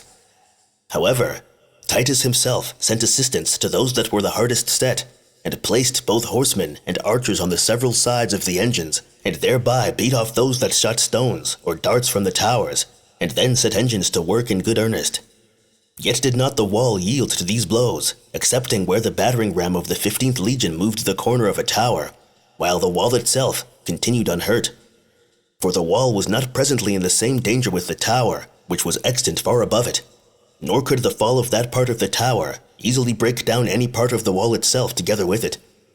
And now the Jews intermitted their sallies for a while, but when they observed the Romans dispersed all abroad at their works and in their several camps, for they thought the Jews had retired out of weariness and fear, they all at once made a sally at the tower Hippicus through an obscure gate, and at the same time brought fire to burn the works, and went boldly up to the Romans and to their very fortifications themselves, where, at the cry they made, those that were near them came presently to their assistance, and those farther off came running after them. And here the boldness of the Jews was too hard for the good order of the Romans, and as they beat those whom they first fell upon, so they pressed upon those that were now gotten together. So this fight about the machines was very hot, while the one side tried hard to set them on fire, and the other side to prevent it. On both sides there was a confused cry made, and many of those in the forefront of the battle were slain. However, the Jews were now too hard for the Romans by the furious assaults they made like madmen, and the fire caught hold of the works, and both all those works and the engines themselves had been in danger of being burnt, had not many of these select soldiers that came from Alexandria opposed themselves to prevent it, and had they not behaved themselves with greater courage than they themselves supposed they could have done. For they outdid those in this fight that had greater reputation than themselves before. This was the state of things till Caesar took the stoutest of his horsemen and attacked the enemy, while he himself slew 12 of those that were in the forefront of the Jews, which death of these men, when the rest of the multitude saw, they gave way, and he pursued them, and drove them all into the city, and saved the works from the fire. Now it happened at this fight that a certain Jew was taken alive, who, by Titus's orders, was crucified before the wall, to see whether the rest of them would be affrighted, and abate of their obstinacy. But after the Jews were retired, John, who was commander of the Idumeans, and was talking to a certain soldier of his acquaintance before the wall, was wounded by a dart shot at him by Arabian, and died immediately, leaving the greatest lamentation to the Jews, and sorrow to the seditious, for he was a man of great eminence, both for his actions, and his conduct also. Chapter 7. How one of the towers erected by the Romans fell down of its own accord, and how the Romans, after great slaughter had been made, got possession of the first wall. How also Titus made his assaults upon the second wall, as also concerning Longinus the Roman, and Castor the Jew. Now, on the next night, a most surprising disturbance fell upon the Romans. For whereas Titus had given orders for the erection of 3 towers of 50 cubits high, that by setting men upon them at every bank, he might from thence drive those away who were upon the wall, it so happened that one of these towers fell down about midnight. And as its fall made a very great noise, fear fell upon the enemy, and they, supposing that the enemy was coming to attack them, ran all to their arms. Whereupon a disturbance and a tumult arose among the legions, and as nobody could tell what had happened, they went on after a disconsolate manner, and seeing no enemy appear, they were afraid one of another, and everyone demanded of his neighbor the watchword with great earnestness, as though the Jews had invaded their camp. And now they were like people under a panic fear, till Titus was informed of what had happened, and gave orders that all should be acquainted with it. And then, though with some difficulty, they got clear of the disturbance they had been under. Now, these towers were very troublesome to the Jews, who otherwise opposed the Romans very courageously, for they shot at them out of their lighter engines from those towers, as they did also by those that threw darts, and the archers, and those that slung stones. For neither could the Jews reach those that were over them, by reason of their height, and it was not practicable to take them, nor to overturn them, they were so heavy, nor to set them on fire, because they were covered with plates of iron. So they retired out of the reach of the darts, and did no longer endeavor to hinder the impression of their rams, which by continually beating upon the wall, did gradually prevail against it, so that the wall already gave way to the Nico, for by that name did the Jews themselves call the greatest of their engines, because it conquered all things. And now they were for a long while grown weary of fighting, and of keeping guards, and were retired to lodge in the night time at a distance from the wall. It was on other accounts also thought by them to be superfluous to guard the wall, there being, besides that, 2 other fortifications still remaining, and they being slothful, and their counsels having been ill-concerted on all occasions. so a great many grew lazy and retired. Then the Romans mounted the breach where Necho had made one, and all the Jews left the guarding that wall and retreated to the second wall. So those that had gotten over that wall opened the gates and received all the army within it. And thus did the Romans get possession of this first wall on the 15th day of the siege, which was the 7th day of the month Artemisius, Jair, when they demolished a great part of it, as well as they did of the northern parts of the city, which had been demolished also by Cestius formerly. And now Titus pitched his camp within the city, at that place which was called the camp of the Assyrians, having seized upon all that lay as far as Cedron, but took care to be out of the reach of the Jews' darts. He then presently began his attacks, upon which the Jews divided themselves into several bodies, and courageously defended that wall, while John and his faction did it from the tower of Antonia, and from the northern cloister of the temple, and fought the Romans before the monument of King Alexander. And Simon's army also took for their share the spot of ground that was near John's monument, and fortified it as far as to that gate where water was brought into the tower Hippicus. However, the Jews made violent sallies, and that frequently also, and in bodies together out of the gates, and there fought the Romans. And when they were pursued altogether to the wall, they were beaten in those fights, as wanting the skill of the Romans. But when they fought them from the walls, they were too hard for them, the Romans being encouraged by their power, joined to their skill, as were the Jews by their boldness, which was nourished by the fear they were in, and that hardiness which is natural to our nation under calamities. They were also encouraged still by the hope of deliverance, as were the Romans by the hopes of subduing them in a little time. Nor did either side grow weary, but attacks and fightings upon the wall, and perpetual sallies out in bodies were practiced all the day long, nor were there any sort of warlike engagements that were not then put in use. And the night itself had much ado to part them, when they began to fight in the morning. Nay, the night itself was passed without sleep on both sides, and was more uneasy than the day to them, while the one was afraid lest the wall should be taken, and the other lest the Jews should make sallies upon their camps. Both sides also lay in their armor during the night time, and thereby were ready at the first appearance of light to go to the battle. Now, among the Jews, the ambition was who should undergo the first dangers, and thereby gratify their commanders. Above all, they had a great veneration and dread of Simon, and to that degree was he regarded by every one of those that were under him, that at his command they were very ready to kill themselves with their own hands. What made the Romans so courageous was their usual custom of conquering and disuse of being defeated, their constant wars and perpetual warlike exercises, and the grandeur of their dominion. And what was now their chief encouragement, Titus, who was present everywhere with them, for it appeared a terrible thing to grow weary while Caesar was there, and fought bravely as well as they did, and was himself at once an eyewitness of such as behaved themselves valiantly, and he who was to reward them also. It was, besides, esteemed an advantage at present to have anyone's valor known by Caesar, on which account many of them appeared to have more alacrity than strength to answer it.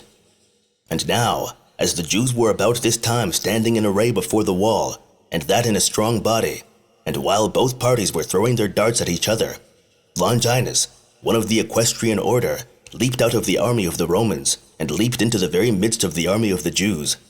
And as they dispersed themselves upon this attack, he slew 2 of their men of the greatest courage.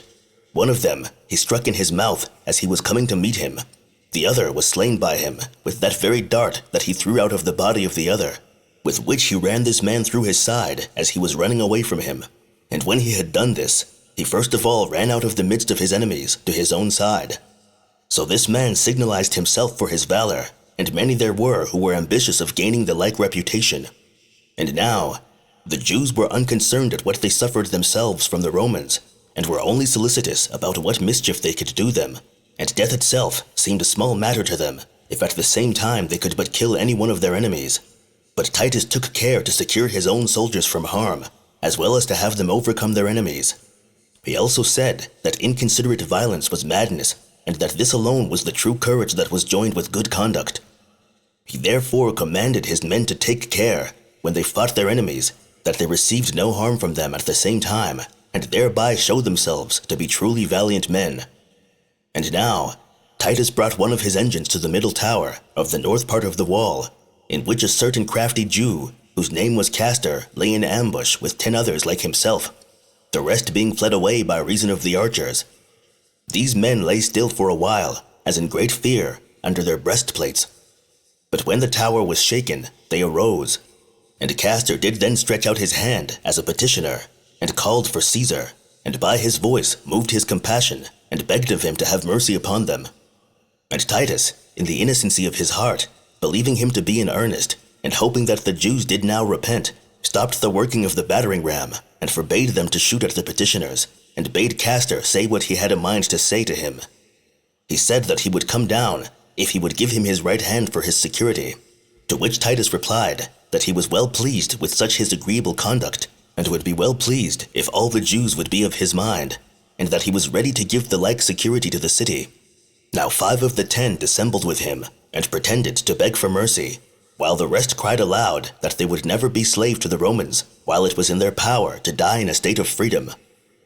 Now while these men were quarreling for a long while, the attack was delayed.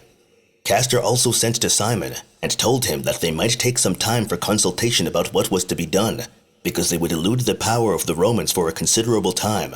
And at the same time that he sent thus to him, he appeared openly to exhort those that were obstinate to accept of Titus's hand for their security. But they seemed very angry at it, and brandished their naked swords upon the breastworks, and struck themselves about their breast, and fell down as if they had been slain. Hereupon Titus and those with him were amazed at the courage of the men, and as they were not able to see exactly what was done, they admired at their great fortitude, and pitied their calamity. During this interval, a certain person shot a dart at Castor, and wounded him in his nose, whereupon he presently pulled out the dart, and showed it to Titus, and complained that this was unfair treatment. So Caesar reproved him that shot the dart, and sent Josephus, who then stood by him, to give his right hand to Castor. But Josephus said that he would not go to him, because these pretended petitioners meant nothing that was good. He also restrained those friends of his who were zealous to go to him. But still there was one, Aeneas, a deserter, who said he would go to him. Castor also called to them that somebody should come and receive the money which he had with him. This made Aeneas the more earnest to run to him with his bosom open. Then did Castor take up a great stone, and threw it at him, which missed him because he guarded himself against it, but still it wounded another soldier that was coming to him. When Caesar understood that this was a delusion, he perceived that mercy in war is a pernicious thing, because such cunning tricks have less place under the exercise of great severity. So he caused the engine to work more strongly than before, on account of his anger at the deceit put upon him. But Castor and his companions set the tower on fire when it began to give way, and leaped through the flame into a hidden vault that was under it, which made the Romans farther suppose that they were men of great courage, as having cast themselves into the fire. Chapter 8. How the Romans took the second wall twice, and got all ready for taking the third wall.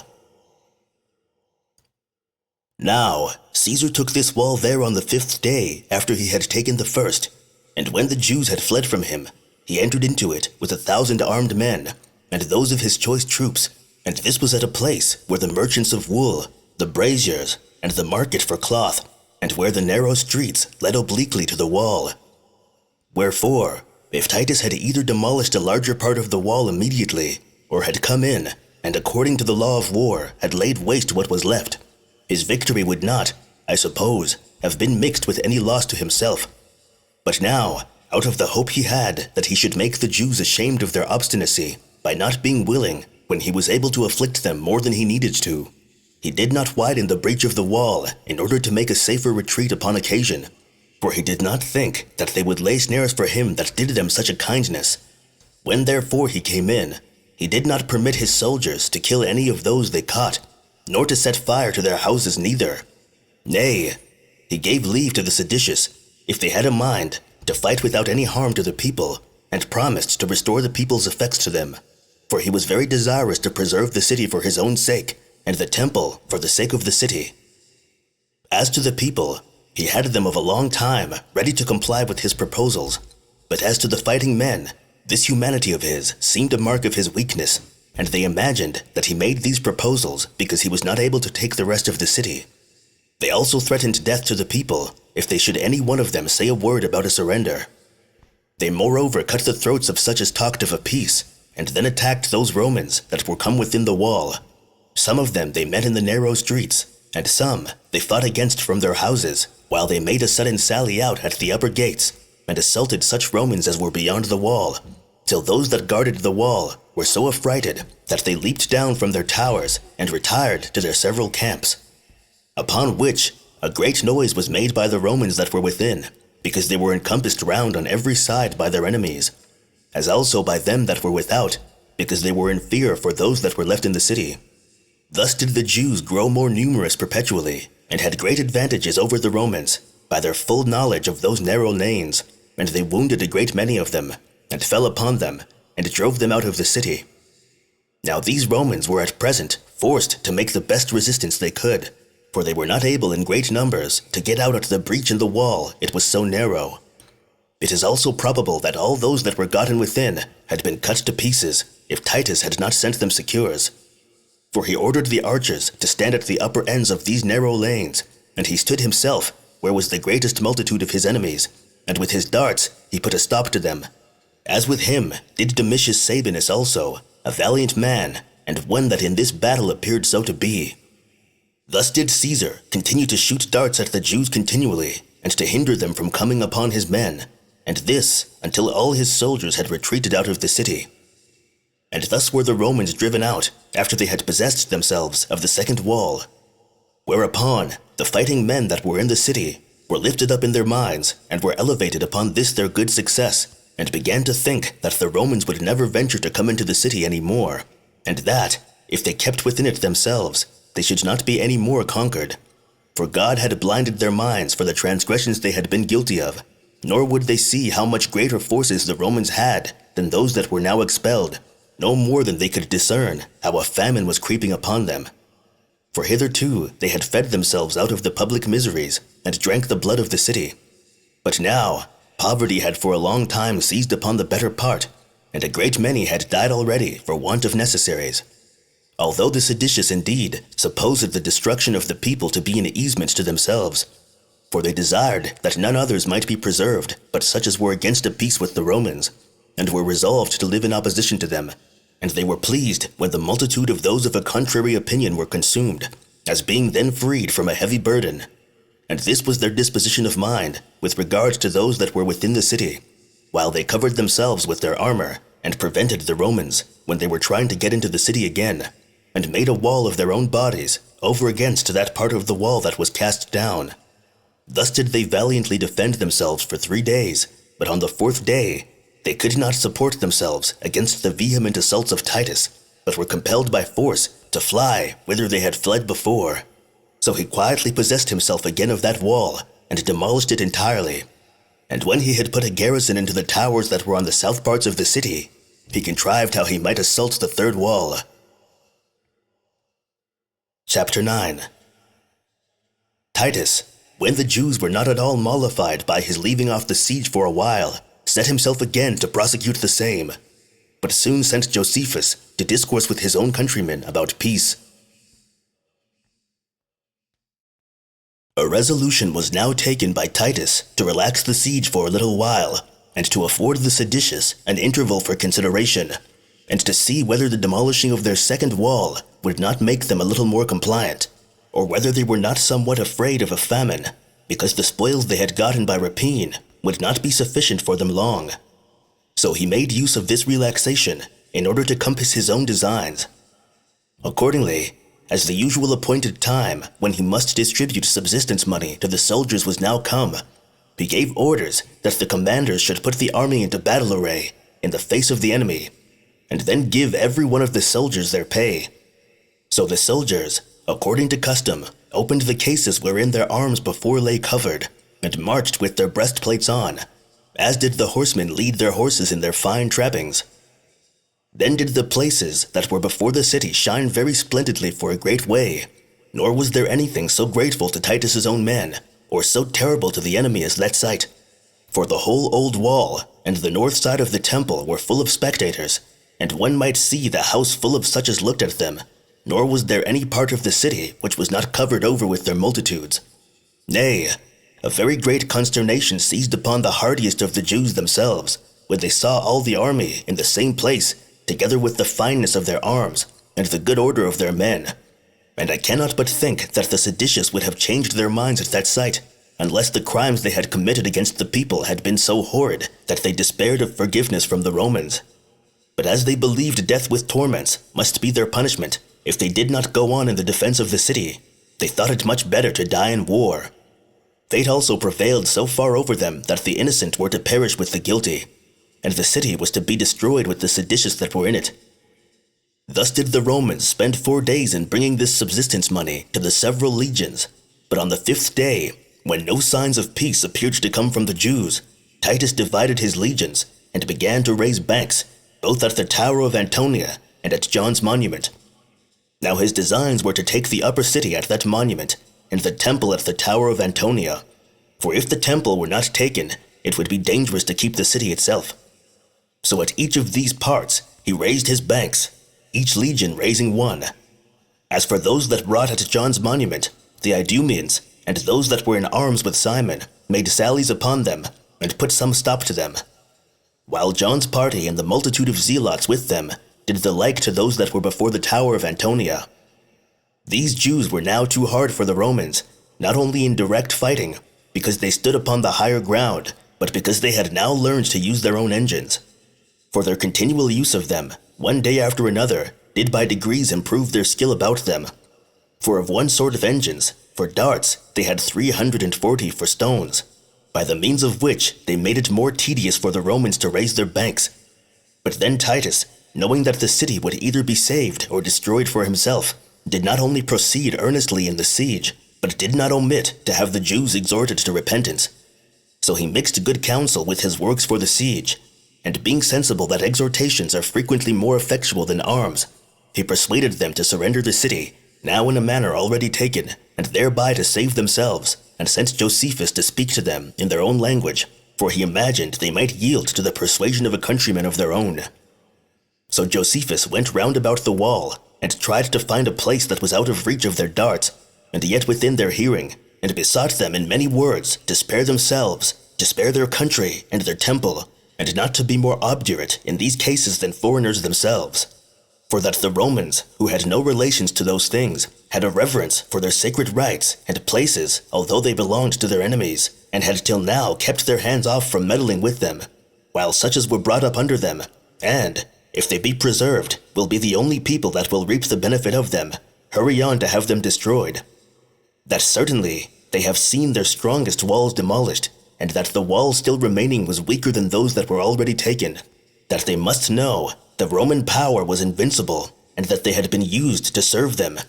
For, that in case it be allowed a right thing to fight for liberty, that ought to have been done at first. But for them that have once fallen under the power of the Romans, and have now submitted to them for so many long years, to pretend to shake off that yoke afterward, was the work of such as had a mind to die miserably, not of such as were lovers of liberty. Besides, men may well enough grudge at the dishonor of owning ignoble masters over them, but ought not to do so to those who have all things under their command. For what part of the world is there that hath escaped the Romans, unless it be such as are of no use for violent heat or violent cold? And evident it is that fortune is on all hands gone over to them, and that God, when he had gone round the nations with this dominion, is now settled in Italy. That, moreover, it is a strong and fixed law, even among brute beasts, as well as among men, to yield to those that are too strong for them, and to suffer those to have dominion who are too hard for the rest in war. For which reason it was that their forefathers, who were far superior to them, both in their souls and bodies, and other advantages, did yet submit to the Romans, which they would not have suffered had they not known that God was with them. As for themselves, what can they depend on in this their opposition, when the greatest part of their city is already taken, and when those that are within it are under greater miseries than if they were taken, although their walls be still standing? For that the Romans are not unacquainted with that famine which is in the city, whereby the people are already consumed, and the fighting men will in a little time be so too. For although the Romans should leave off the siege, and not fall upon the city with their swords in their hands, yet was there an insuperable war that beset them within, and was augmented every hour, unless they were able to wage war with famine and fight against it, or could alone conquer their natural appetites. He added this farther, how right a thing it was to change their conduct before their calamities were become incurable, and to have recourse to such advice as might preserve them, while opportunity was offered them for so doing. For that the Romans would not be mindful of their past actions to their disadvantage unless they persevered in their insolent behavior to the end, because they were naturally mild in their conquests and preferred what was profitable before what their passions dictated to them, which profit of theirs lay not in leaving the city empty of inhabitants, nor the country a desert, on which account Caesar did now offer them his right hand for their security. Whereas, if he took the city by force, he would not save any one of them, and this especially if they rejected his offers in these their utmost distresses. For the walls that were already taken could not but assure them that the third wall would be quickly taken also. And, though their fortifications should prove too strong for the Romans to break through them, yet would the famine fight for the Romans against them. While Josephus was making this exhortation to the Jews, many of them jested upon him from the wall, and many reproached him. Nay, some threw their darts at him, but when he could not himself persuade them by such open good advice, he betook himself to the histories belonging to their own nation, and cried out aloud, O miserable creatures, are you so unmindful of those that used to assist you, that you will fight by your weapons and by your hands against the Romans? When did we ever conquer any other nation by such means? And when it was God, who was the creator of the Jewish people, did not avenge them when they had been injured? Will not you turn again and look back and consider whence it is that you fight with such violence, and how great a supporter you have profanely abused? Will not you recall to mind the prodigious things done for your forefathers, and this holy place, and how great enemies of yours were by him subdued under you? I even tremble myself in declaring the works of God before your ears, that are unworthy to hear them. However, hearken to me, that you may be informed how you fight, not only against the Romans, but against God himself. In old times, there was on Necho, king of Egypt, who was also called Pharaoh. He came with a prodigious army of soldiers, and seized Queen Sarah, the mother of our nation. What did Abraham, our progenitor, then do? Did he defend himself from this injurious person by war, although he had 318 captains under him, and an immense army under each of them?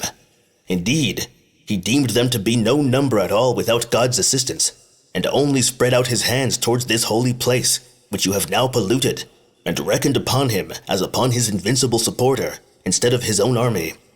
Was not our queen sent back without any defilement to her husband the very next evening? While the king of Egypt fled away, adoring this place which you have defiled by shedding thereon the blood of your countrymen, and he also trembled at those visions which he saw in the night season, and bestowed both silver and gold on the Hebrews, as on a people beloved of God. Shall I say nothing?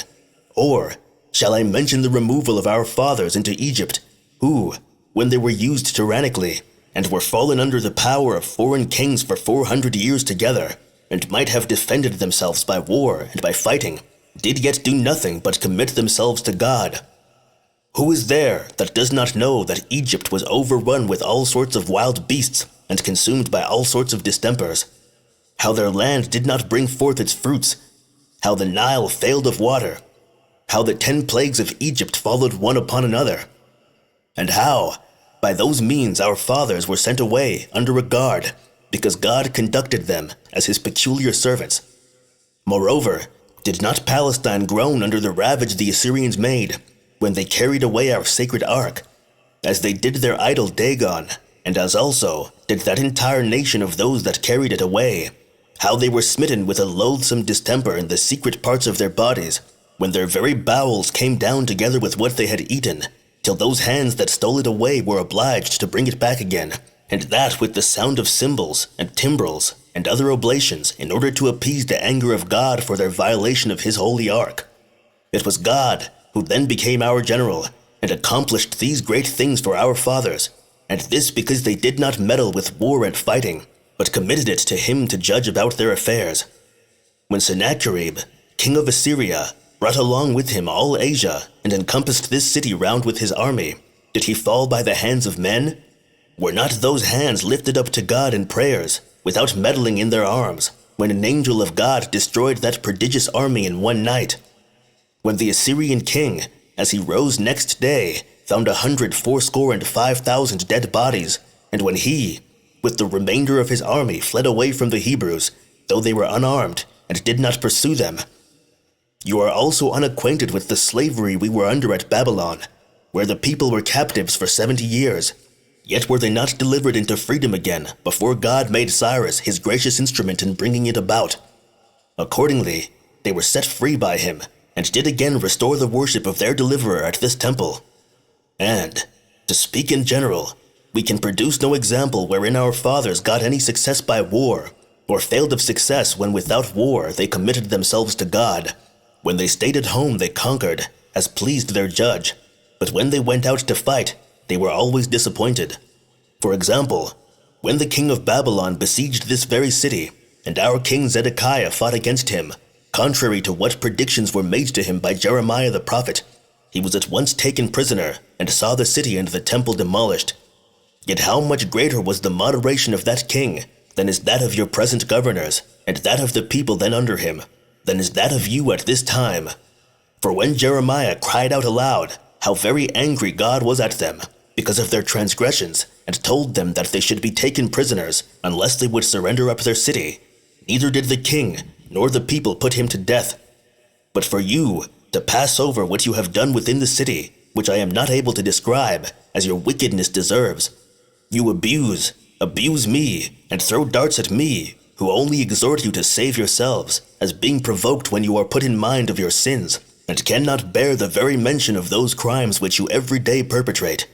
For another example, when Antiochus, who was called Epiphanes, lay before this city, and had been guilty of many indignities against God, and our forefathers met him in arms, they then were slain in the battle. This city was plundered by our enemies, and our sanctuary made desolate for 3 years and 6 months. And what need I bring any more examples? Indeed, what can it be that hath stirred up an army of the Romans against our nation? Is it not the impiety of the inhabitants? Whence did our servitude commence? Was it not derived from the seditions that were among our forefathers, when the madness of Aristobulus and Hyrcanus and our mutual quarrels brought Pompey upon this city, and when God reduced those under subjection to the Romans, who were unworthy of the liberty they enjoyed? After a siege, therefore, of 3 months, they were forced to surrender themselves, although they had been guilty of such offenses with regard to our sanctuary and our laws, as you have, and this while they had much greater advantages to go to war than you have. Do not we know what end Antigonus, the son of Aristobulus, came to, under whose reign God provided that this city should be taken again, on account of the people's offenses? When Herod, the son of Antipater, brought upon us Sosius, and Sosius brought upon us the Roman army, they were then encompassed and besieged for 6 months, till, as punishment for their sins, they were taken, and the city was plundered by the enemy. Thus it appears that arms were never given to our nation, but that we are always given up to be fought against and to be taken. For I suppose that such as inhabit this holy place ought to commit the disposal of all things to God, and then only to disregard the assistance of men when they resign themselves up to their arbitrator, who is above. As for you, what have you done of those things that are recommended by our legislator? And what have you not done of those things that he hath condemned? How much more impious are you than those who were so quickly taken? You have not avoided so much as those sins which are usually done in secret. I mean thefts, and treacherous plots against men, and adulteries. You are quarreling about rapines and murders, and invent strange ways of wickedness. Nay, the temple itself has become the receptacle of all, and this divine place is polluted by the hands of those of our own country, which place hath yet been reverenced by the Romans, when it was at a distance from them, when they have suffered many of their own customs to give place to our law. And, after all this, do you expect him whom you have so impiously abused to be your supporter? To be sure, then you have a right to be petitioners, and to call upon him to assist you, so pure are your hands. Did your king Hezekiah lift up such hands in prayer to God against the king of Assyria, when he destroyed that great army in one night? And do the Romans commit such wickedness as did the king of Assyria, that you may have reason to hope for the like vengeance upon them? Did not that king accept of money from our king, upon this condition, that he should not destroy the city, and yet, contrary to the oath he had taken, he came down to burn the temple. While the Romans do demand no more than that accustomed tribute which our fathers paid to their fathers, and if they may but once obtain that, they neither aim to destroy this city, nor to touch this sanctuary. Nay, they will grant you besides that your posterity shall be free, and your possessions secured to you, and will preserve your holy laws inviolate to you. And it is plain madness to expect that God should appear as well disposed towards the wicked as towards the righteous, since he knows when it is proper to punish men for their sins immediately. Accordingly, he broke the power of the Assyrians the very first night that they pitched their camp. Wherefore, had he judged that our nation was worthy of freedom, or the Romans of punishment, he had immediately inflicted punishment upon those Romans, as he did upon the Assyrians, when Pompey began to meddle with our nation, or when after him Sosius came up against us, or when Vespasian laid waste Galilee, or lastly, when Titus came first of all near to the city. Although Magnus and Sosius did not only suffer nothing, but took the city by force, as did Vespasian go from the war he made against you to receive the empire. And as for Titus, those springs that were formerly almost dried up when they were under your power, since he has come, run more plentifully than they did before. Accordingly, you should know that Siloam, as well as all the other springs that were without the city, did so far fail that water was sold by distinct measures, whereas they now have such a great quantity of water for your enemies as is sufficient not only for drink, both for themselves and their cattle, but for watering their gardens also. The same wonderful sign you had also experienced of formerly, when the forementioned king of Babylon made war against us, and when he took the city and burnt the temple, while yet I believe the Jews of that age were not so impious as you are. Wherefore, I cannot suppose that God is fled out of his sanctuary, and stands on the side of those against whom you fight. Now, even a man, if he be but a good man, will fly from an impure house, and will hate those that are in it. And do you persuade yourselves that God will abide with you in your iniquities, who sees all secret things, and hears what is kept most private? Now, what crime is there, I pray you, that is so much as kept secret among you, or is concealed by you? Nay, what is there that is not open to your very enemies? For you show your transgressions after a pompous manner, and contend one with another which of you shall be more wicked than another. And you make a public demonstration of your injustice, as if it were virtue. However, there is a place left for your preservation, if you be willing to accept of it, and God is easily reconciled to those that confess their faults and repent of them. O hard-hearted wretches as you are, cast away all your arms, and take pity of your country already going to ruin. Return from your wicked ways, and have regard to the excellency of that city which you are going to betray, to that excellent temple, with the donations of so many countries in it. Who could bear to be the first to set that temple on fire? Who could be willing that these things should be no more? And what is there that can better deserve to be preserved? O insensile creatures, and more stupid than are the stones themselves. And if you cannot look at these things with discerning eyes, yet however have pity upon your families, and set before every one of your eyes your children, and wives, and parents, who will be gradually consumed by either famine or by war. I am sensible that this danger will extend to my mother and wife, and to that family of mine, who have by no means ignoble, and indeed to one that hath been very eminent in old time, and perhaps you may imagine that it is on their account only that I give you this advice. If it be all, kill them. Nay, take my own blood as a reward, if it may but procure your preservation, for I am ready to die in case you will but return to a sound mind after my death. Chapter 10. How a great many of the people earnestly endeavored to desert to the Romans, as also what intolerable things those that stayed behind suffered by famine, and the sad consequences thereof. As Josephus was speaking thus with a loud voice, the seditious would neither yield to what he said, nor did they deem it safe for them to alter their conduct. But as for the people, they had a great inclination to desert to the Romans.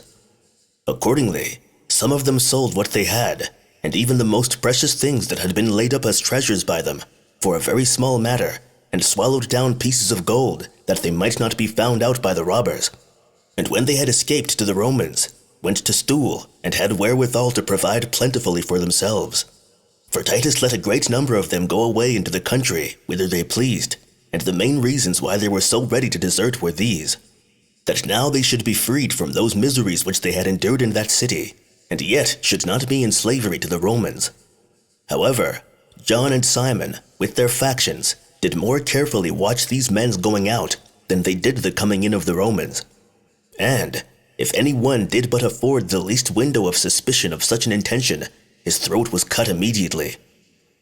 But as for the richer sort, it proved all one to them whether they stayed in the city or attempted to get out of it, for they were equally destroyed in both cases. For every such person was put to death under this pretense, that they were going to desert, but in reality that the robbers might get what they had.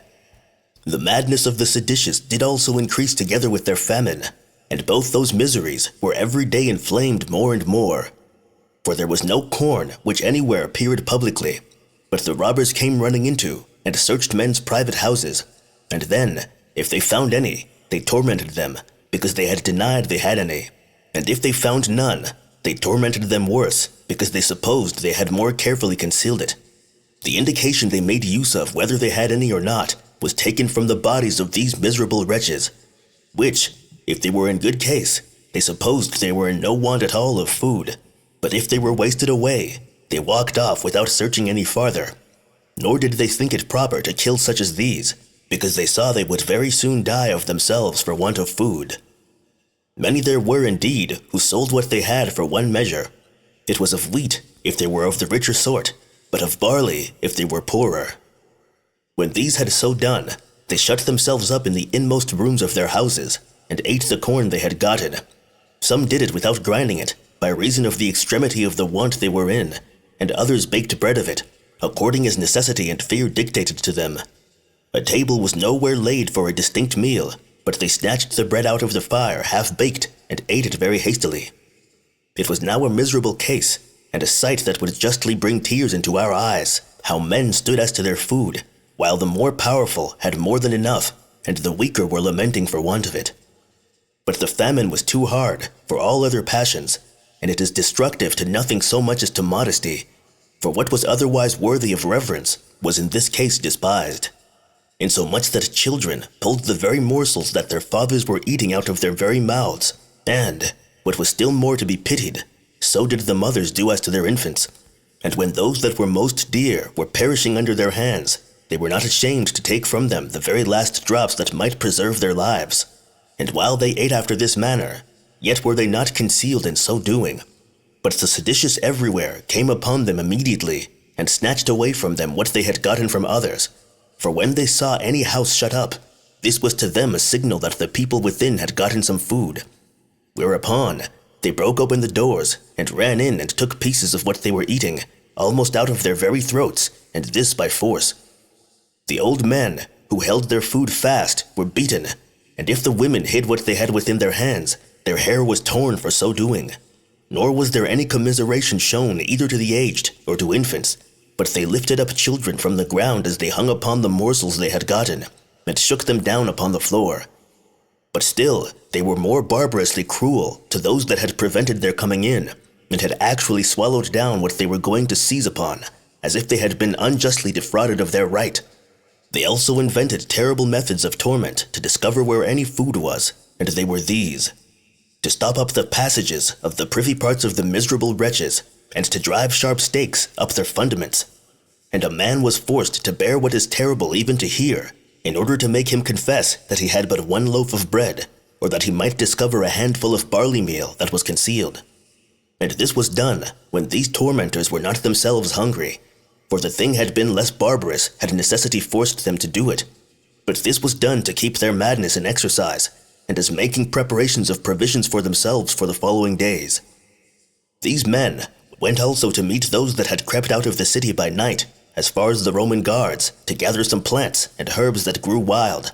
And when those people thought they had got clear of the enemy, these snatched from them what they had brought with them, even while they had frequently entreated them, and that by calling upon the tremendous name of God to give them back some part of what they had brought, though these would not give them the least crumb, and they were to be well contented that they were only spoiled, and not slain at the same time. These were the afflictions which the lower sort of people suffered from these tyrants' guards. But for the men that were in dignity, and withal were rich, they were carried before the tyrants themselves, some of whom were falsely accused of laying treacherous plots, and so were destroyed. Others of them were charged with designs of betraying the city to the Romans. But the readiest way of all was this, to suborn somebody to affirm that they were resolved to desert to the enemy. And he who was utterly despoiled of what he had by Simon was sent back again to John. As of those who had been already plundered by John, Simon got what remained, insomuch that they drank the blood of the populace to one another, and divided the dead bodies of the poor creatures between them. So that although on account of their ambition after dominion, they contended with each other, yet did they very well agree in their wicked practices. For he that did not communicate what he had got by the miseries of others to the other tyrant seemed to be too little guilty, and in one respect only, and he that did not partake of what was so communicated to him grieved at this, as at the loss of what was a valuable thing, that he had no share in such barbarity. It is therefore impossible to go distinctly over every instance of these men's iniquity.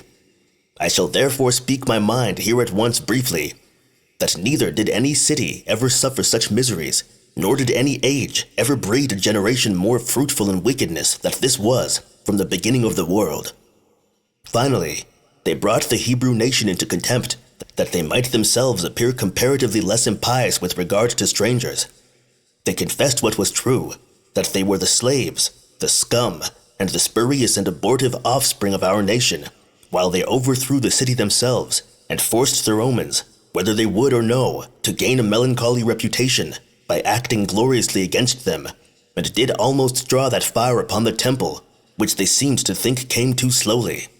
And indeed, when they saw that temple burning from the upper city, they were neither troubled at it, nor did they shed any tears on that account, while yet these passions were discovered among the Romans themselves, which circumstances we shall speak of hereafter in their proper place, when we come to treat of such matters. Chapter 11.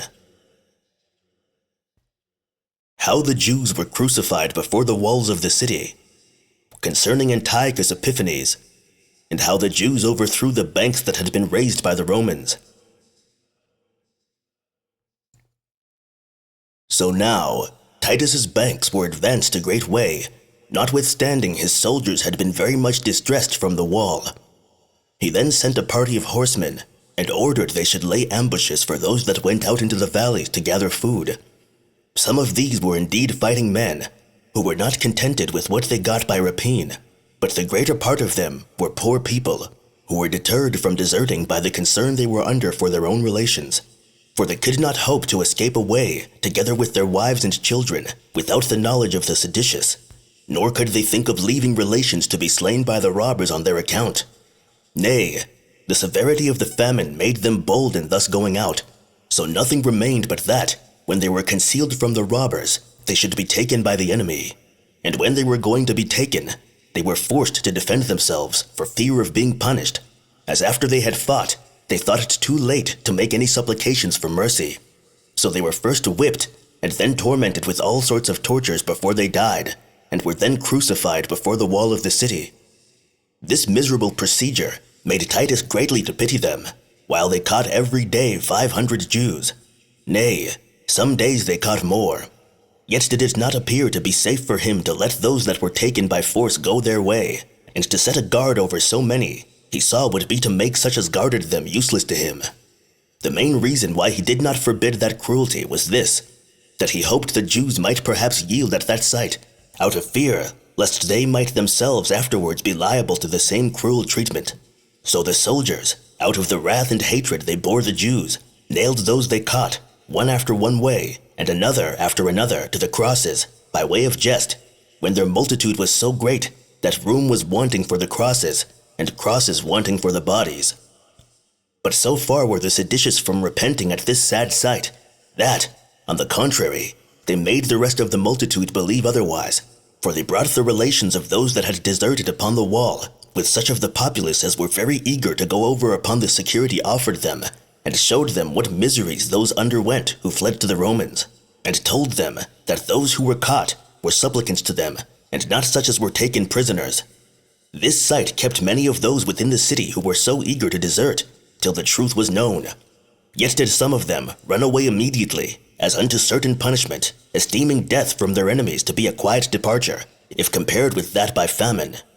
So Titus commanded that the hands of many of those that were caught should be cut off, that they might not be thought deserters, and might be credited on account of the calamity they were under, and sent them into John and Simon, with this exhortation, that they would now at length leave off their madness, and not force him to destroy the city, whereby they would have those advantages of repentance, even in their utmost distress, that they would preserve their own lives, and so fine a city of their own, and that temple which was their peculiar.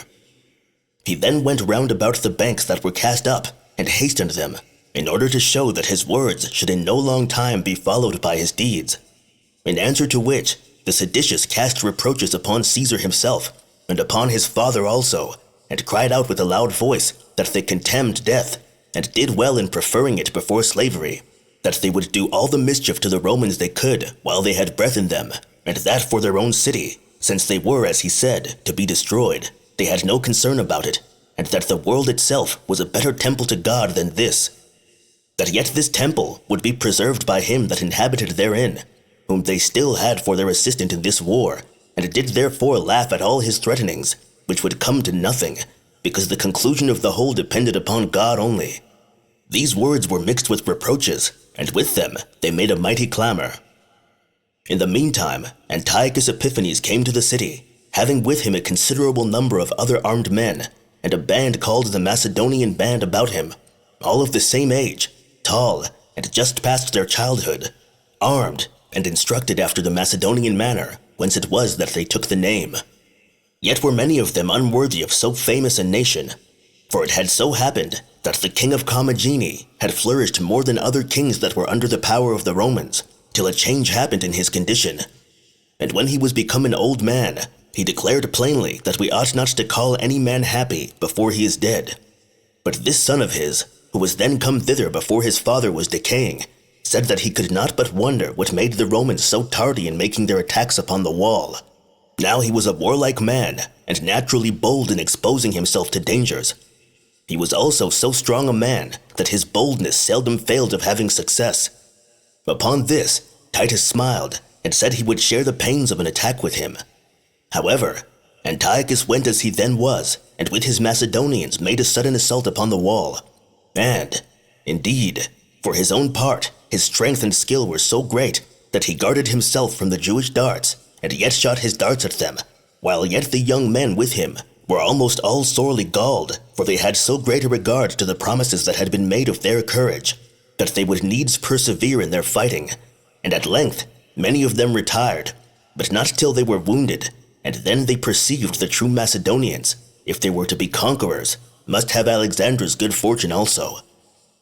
Now, as the Romans began to raise their banks on the 12th day of the month Artemisius, Jair, so had they much ado to finish them by the 29th day of the same month, after they had labored hard for 17 days continually.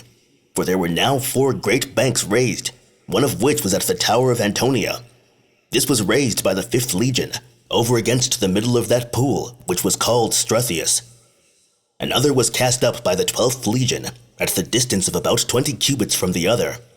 But the labors of the 10th legion, which lay a great way off these, were on the north quarter, and at the pool called Amygdalon, as was that of the 15th legion, about 30 cubits from it, and at the high priest's monument.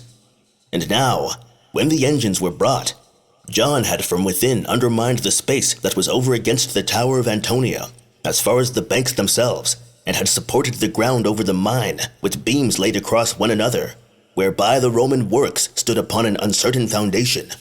Then did he order such materials to be brought in as were daubed over with pitch and bitumen, and set them on fire.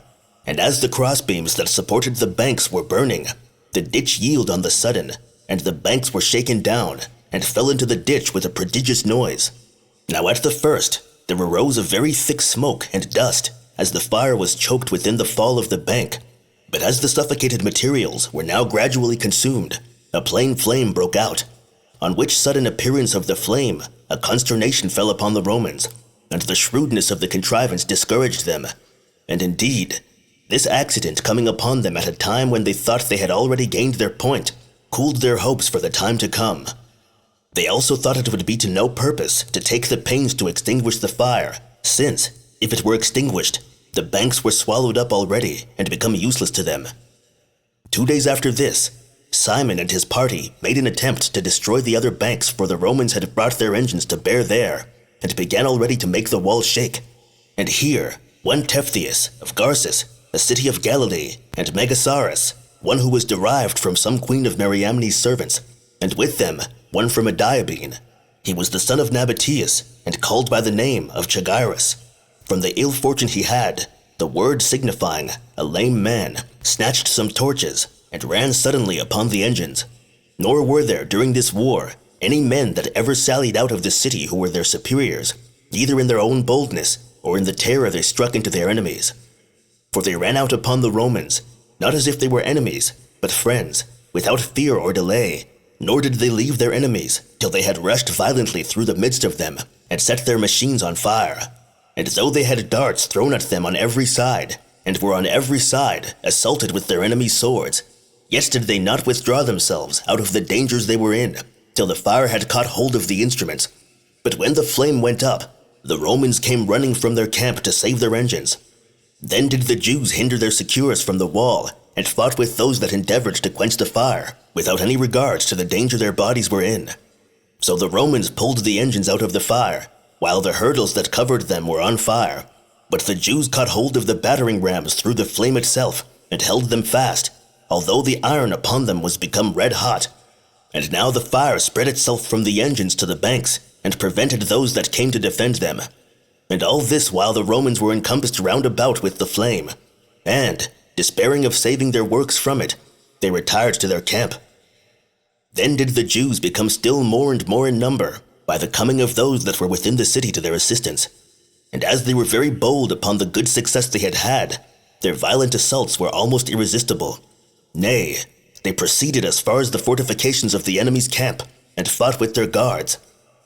Now there stood a body of soldiers in array before that camp, which succeeded one another by turns in their armor. And as to those, the law of the Romans was terrible, that he who left his post there, let the occasion be whatsoever it might, he was to die for it. So that the body of soldiers, preferring rather to die in fighting courageously than as a punishment for their cowardice, stood firm, and at the necessity these men were in of standing to it, many of the soldiers that had run away out of shame turned back again, and when they had set their engines against the wall, they kept the multitude from coming more of them out of the city, which they could the more easily do, because they had made no provision for preserving or guarding their bodies at this time. For the Jews fought now hand to hand with all that came in their way, and, without any caution, fell against the points of their enemies' spears, and attacked them bodies against bodies, for they were now too hard for the Romans, not so much by their other warlike actions, as by these courageous assaults they made upon them. And the Romans gave way more to their boldness than they did to the sense of harm they had received from them. And now Titus was come from the tower of Antonia, whither he was gone to look out for a place for raising other banks, and reproached the soldiers greatly for permitting their own walls to be in danger, when they had taken the walls of their enemies, and had sustained the fortune of men besieged, while the Jews were allowed to sally out against them, though they were already in a sort of prison. He then went round about the enemy with some chosen troops, and fell upon their flank himself.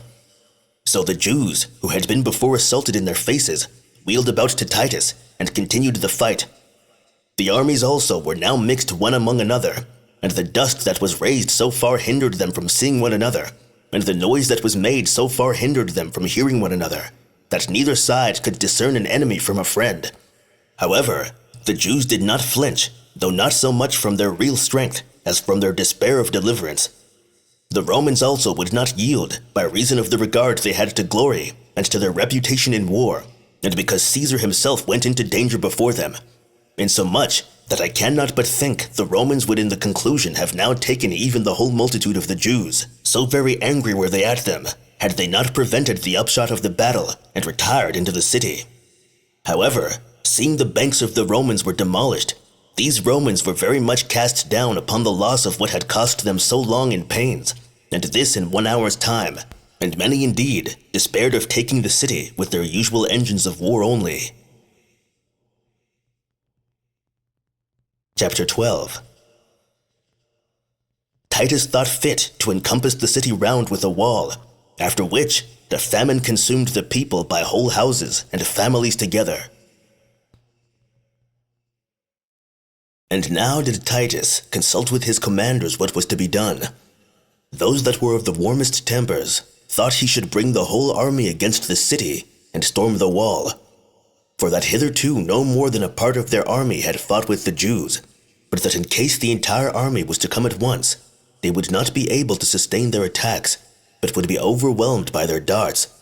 But of those that were for a more cautious management, some were for raising their banks again, and others advised to let the banks alone, but to lie still before the city, to guard against the coming out of the Jews, and against their carrying provisions into the city, and so to leave the enemy to the famine, and this without direct fighting with them.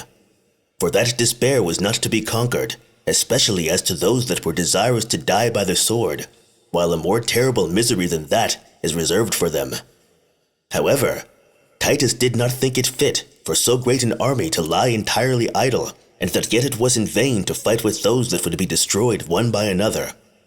He also showed them how impracticable it was to cast up any more banks for want of materials, and to guard against the Jews coming out, still more impracticable.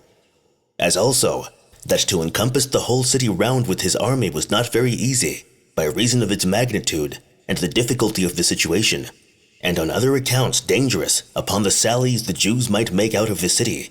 For although they might guard the known passages out of the place, yet would they, when they found themselves under the greatest distress, contrive secret passages out, as being well acquainted with all such places. And if any provisions were carried in by stealth, the siege would thereby be longer delayed. He also owned that he was afraid that the length of time thus to be spent would diminish the glory of his success.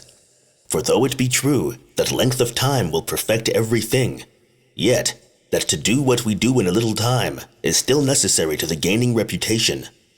That therefore his opinion was that if they aimed at quickness joined with security, they must build a wall round about the whole city, which was, he thought, the only way to prevent the Jews from coming out any way, and that then they would either entirely despair of saving the city, and would so surrender it up to him, or be still the more easily conquered when the famine had farther weakened them. For that besides the wall, he would not lie entirely at rest afterward, but would take care then to have banks raised again when those that would oppose them were become weaker. But that if any one should think such a work to be too great, and not to be finished without much difficulty, he ought to consider that it is not fit for Romans to undertake any small work, and that none but God himself could with ease accomplish any great thing whatsoever. These arguments prevailed with the commanders. So Titus gave orders that the army should be distributed to their several shares of this work, and indeed there now came upon the soldiers a certain divine fury, so that they did not only part the whole that was to be built among them, nor did only one legion strive with another, but the lesser divisions of the army did the same, insomuch that each soldier was ambitious to please his decurion, each decurion his centurion, each centurion his tribune, and the ambition of the tribunes was to please their superior commanders, while Caesar himself took notice of and rewarded the like contention in those commanders. For he went round about the works many times every day, and took a view of what was done. Titus began the wall from the camp of the Assyrians, where his own camp was pitched, and drew it down to the lower parts of Sinopolis. Thence it went along the valley of Cedron to the Mount of Olives. It then bent towards the south, and encompassed the mountain as far as the rock called Peristerion, and that other hill which lies next to it, and is over the valley which reaches to Siloam. Whence it bended again to the west, and went down to the valley of the fountain, beyond which it went up again at the monument of Ananus the high priest, and encompassing that mountain where Pompey had formerly pitched his camp, it returned back to the north side of the city, and was carried on as far as a certain village called the House of the Arabinthi, after which it encompassed Herod's monument, and there, on the east, was joined to Titus's own camp, where it began. Now the length of this wall was 40 furlongs, only one abated. Now at this wall without were erected 13 places to keep garrisons in, the circumference of which, put together, amounted to 10 furlongs. The whole was completed in 3 days, so that what would naturally have required some months was done in so short an interval as is incredible. When Titus had therefore encompassed the city with this wall, and put garrisons into proper places, he went round the wall at the first watch of the night, and observed how the guard was kept. The second watch he allotted to Alexander. The commanders of legions took the third watch. They also cast lots among themselves, who should be upon the watch in the night time, and who should go all night long round the spaces that were interposed between the garrisons. So all hope of escaping was now cut off from the Jews, together with their liberty of going out of the city. Then did the famine widen its progress, and devoured the people by whole houses and families. The upper rooms were full of women and children that were dying by famine, and the lanes of the city were full of the dead bodies of the aged. The children also, and the young men wandered about the marketplaces like shadows, all swelled with the famine, and fell down dead wheresoever their misery seized them.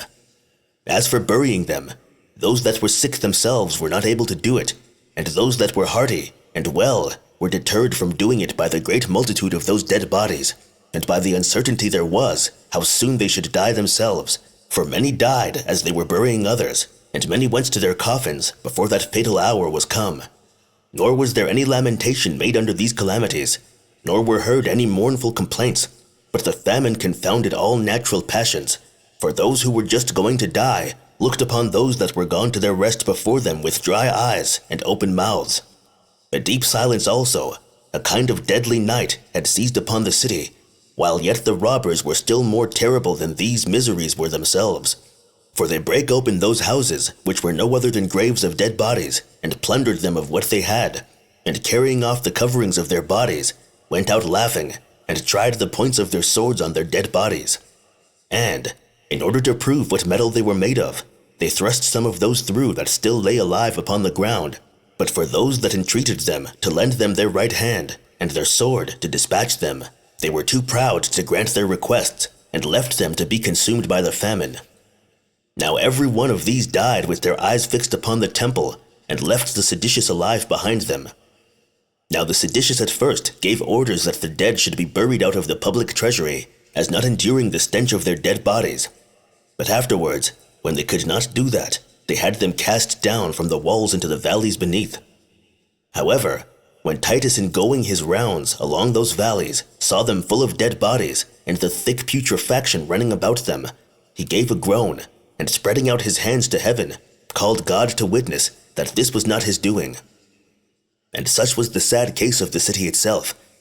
But the Romans were very joyful, since none of the seditious could now make sallies out of the city, because they were themselves disconsolate, and the famine already touched them also. These Roman, besides, had great plenty of corn and other necessaries out of Syria and out of the neighboring provinces, many of whom would stand near to the wall of the city, and show the people what great quantities of provisions they had, and so make the enemy more sensible of their famine, by the great plenty, even to satiety, which they had themselves. However, when the seditious still showed no inclination of yielding, Titus, out of his commiseration of the people that remained, and out of his earnest desire of rescuing what was still left out of these miseries, began to raise his banks again, although materials for them were hard to be come at. For all the trees that were about the city had been already cut down for the making of the former banks.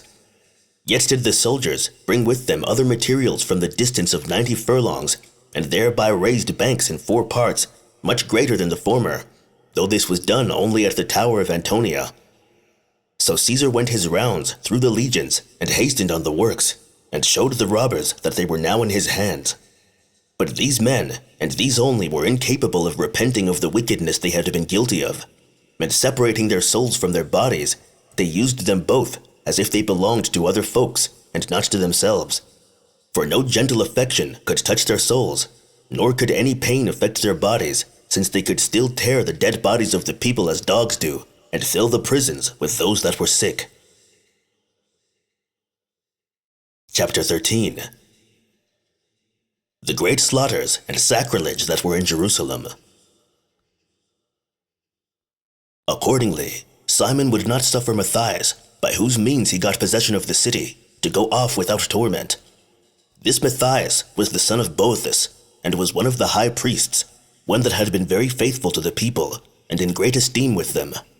He, when the multitude were distressed by the zealots among whom John was numbered, persuaded the people to admit this Simon to come in to assist them, while he had made no terms with him, nor expected anything that was evil from him. But when Simon was come in, and had gotten the city under his power, he esteemed him that had advised them to admit him as his enemy equally with the rest, as looking upon that advice as a piece of his simplicity only. So he had him then brought before him, and condemned to die for being on the side of the Romans, without giving him leave to make his defense. He condemned also his 3 sons to die with him, for as to the 4th, he prevented him by running away to Titus before. And when he begged for this, that he might be slain before his sons, and that as a favor, on account that he had procured the gates of the city to be opened to him, he gave order that he should be slain the last of them all. So he was not slain till he had seen his sons slain before his eyes, and that by being produced over against the Romans. For such a charge had Simon given to Ananus, the son of Bamidus, who was the most barbarous of all his guards. He also jested upon him, and told him that he might now see whether those to whom he intended to go over would send him any succors or not. But still, he forbade their dead bodies should be buried.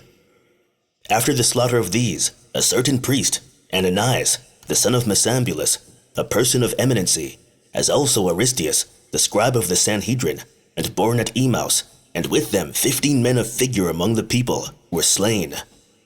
They also kept Josephus' father in prison, and made public proclamation that no citizen whosoever should either speak to him himself, or go into his company among others, for fear he should betray them. They also slew such as joined in lamenting these men, without any farther examination. Now when Judas, the son of Judas, who was one of Simon's under-officers, and a person entrusted by him to keep one of the towers, saw this procedure of Simon, he called together 10 of those under him that were the most faithful to him. Perhaps this was done partly out of pity to those that had so barbarously been put to death, but principally in order to provide for his own safety, and spoke thus to them: How long shall we bear these miseries? Or what hopes have we of deliverance by this continuing faithful to such wicked wretches? Is not the famine already come against us? Are not the Romans in a manner gotten within the city? Is not Simon become unfaithful to his benefactors? And is there not reason to fear he will very soon bring us to the like punishment, while the security the Romans offer us is sure? Come on, let us surrender up this wall, and save ourselves and the city. Nor will Simon be very much hurt, if, now he despairs of deliverance, he be brought to justice a little sooner than he thinks on. Now these 10 were prevailed upon by those arguments, so he sent the rest of those that were under him, some one way and some another, that no discovery might be made of what they had resolved upon. Accordingly, he called to the Romans from the tower about the 3rd hour, but they, some of them out of pride, despised what he said, and others of them did not believe him to be in earnest, though the greatest number delayed the matter, as believing they should get possession of the city in a little time, without any hazard.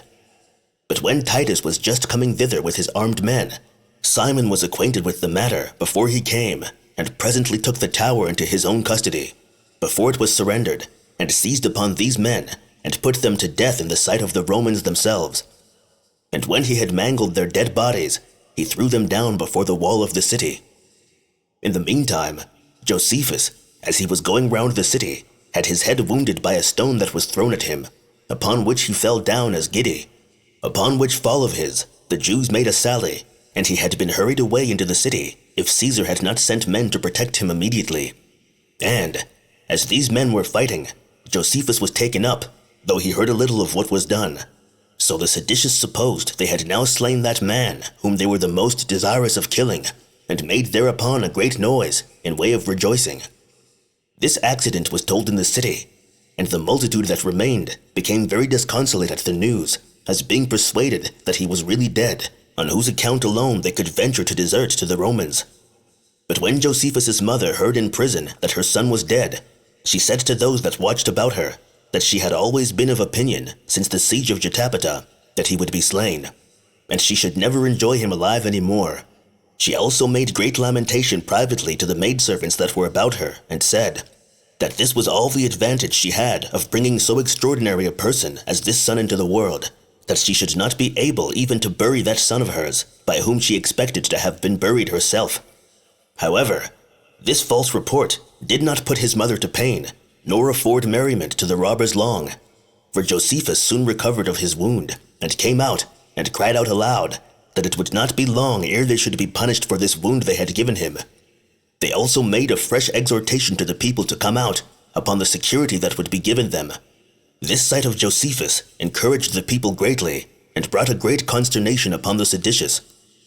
Hereupon, some of the deserters, having no other way, leaped down from the wall immediately, while others of them went out of the city with stones, as if they would fight them, but thereupon they fled away to the Romans. But here a worse fate accompanied these than what they had found within the city, and they met with a quicker dispatch from the too great abundance they had among the Romans than they could have done from the famine among the Jews. For when they came first to the Romans, they were puffed up by the famine, and swelled like men in a dropsy, after which they all on the sudden overfilled those bodies that were before empty, and so burst asunder, excepting such only as were skillful enough to restrain their appetites, and, by degrees, took in their food into bodies unaccustomed thereto. Yet did another plague seize upon those that were thus preserved. For there was found among the Syrian deserters a certain person who was caught gathering pieces of gold out of the excrements of the Jews' bellies. For the deserters used to swallow such pieces of gold, as we told you before, when they came out, and for these did the seditious search them all. For there was a great quantity of gold in the city, insomuch that as much was now sold in the Roman camp for 12 Attic drams, was as sold before for 25. But when this contrivance was discovered in one instance, the fame of it filled their several camps, that the deserters came to them full of gold. So the multitude of the Arabians with the Syrians cut up those that came as supplicants, and searched their bellies. Nor does it seem to me that any misery befell the Jews that was more terrible than this, since in one night's time about 2,000 of these deserters were thus dissected. When Titus came to the knowledge of this wicked practice, he had like to have surrounded those that had been guilty of it with his horse, and have them shot dead. And he had done it, had not their number been so very great, and those that were liable to this punishment would have been manifold more than those whom they had slain. However, he called together the commanders of the auxiliary troops he had with him, as well as the commanders of the Roman legions, for some of his own soldiers had been also guilty herein, as he had been informed, and had great indignation against both sorts of them, and spoke to them as follows. What? Have any of my own soldiers done such things as this out of the uncertain hope of gain, without regarding their own weapons, which are made of silver and gold? Moreover, do the Arabians and Syrians now first of all begin to govern themselves as they please, and to indulge their appetites in a foreign war, and then, out of their barbarity in murdering men, and out of their hatred to the Jews, get it ascribed to the Romans? For this infamous practice was said to be spread among some of his own soldiers also. Titus then threatened that he would put such men to death if any of them were discovered to be so insolent as to do so again. Moreover, he gave it in charge to the legions that he should make a search after such as were suspected, and should bring them to him. But it appeared that the love of money was too hard for all their dread of punishment, and a vehement desire of gain is natural to men, and no passion is so venturesome as covetousness. Otherwise such passions have certain bounds, and are subordinate to fear. But in reality, it was God who condemned the whole nation, and turned every course that was taken for their preservation to their destruction. This, therefore, which was forbidden by Caesar under such a threatening, was ventured upon privately against the deserters, and these barbarians would go out still, and meet those that ran away before any saw them, and looking about to see that no Roman spied them, they dissected them, and pulled this polluted money out of their bowels, which money was still found in a few of them, while yet a great many were destroyed by the bare hope there was of thus getting by them, which miserable treatment made many that were deserting to return back again into the city. But as for John, when he could no longer plunder the people, he betook himself to sacrilege, and melted down any of the sacred utensils which had been given to the temple, as also many of those vessels which were necessary for such as ministered about holy things, the cauldrons, the dishes, and the tables. Nay, he did not abstain from those pouring vessels that were sent them by Augustus and his wife.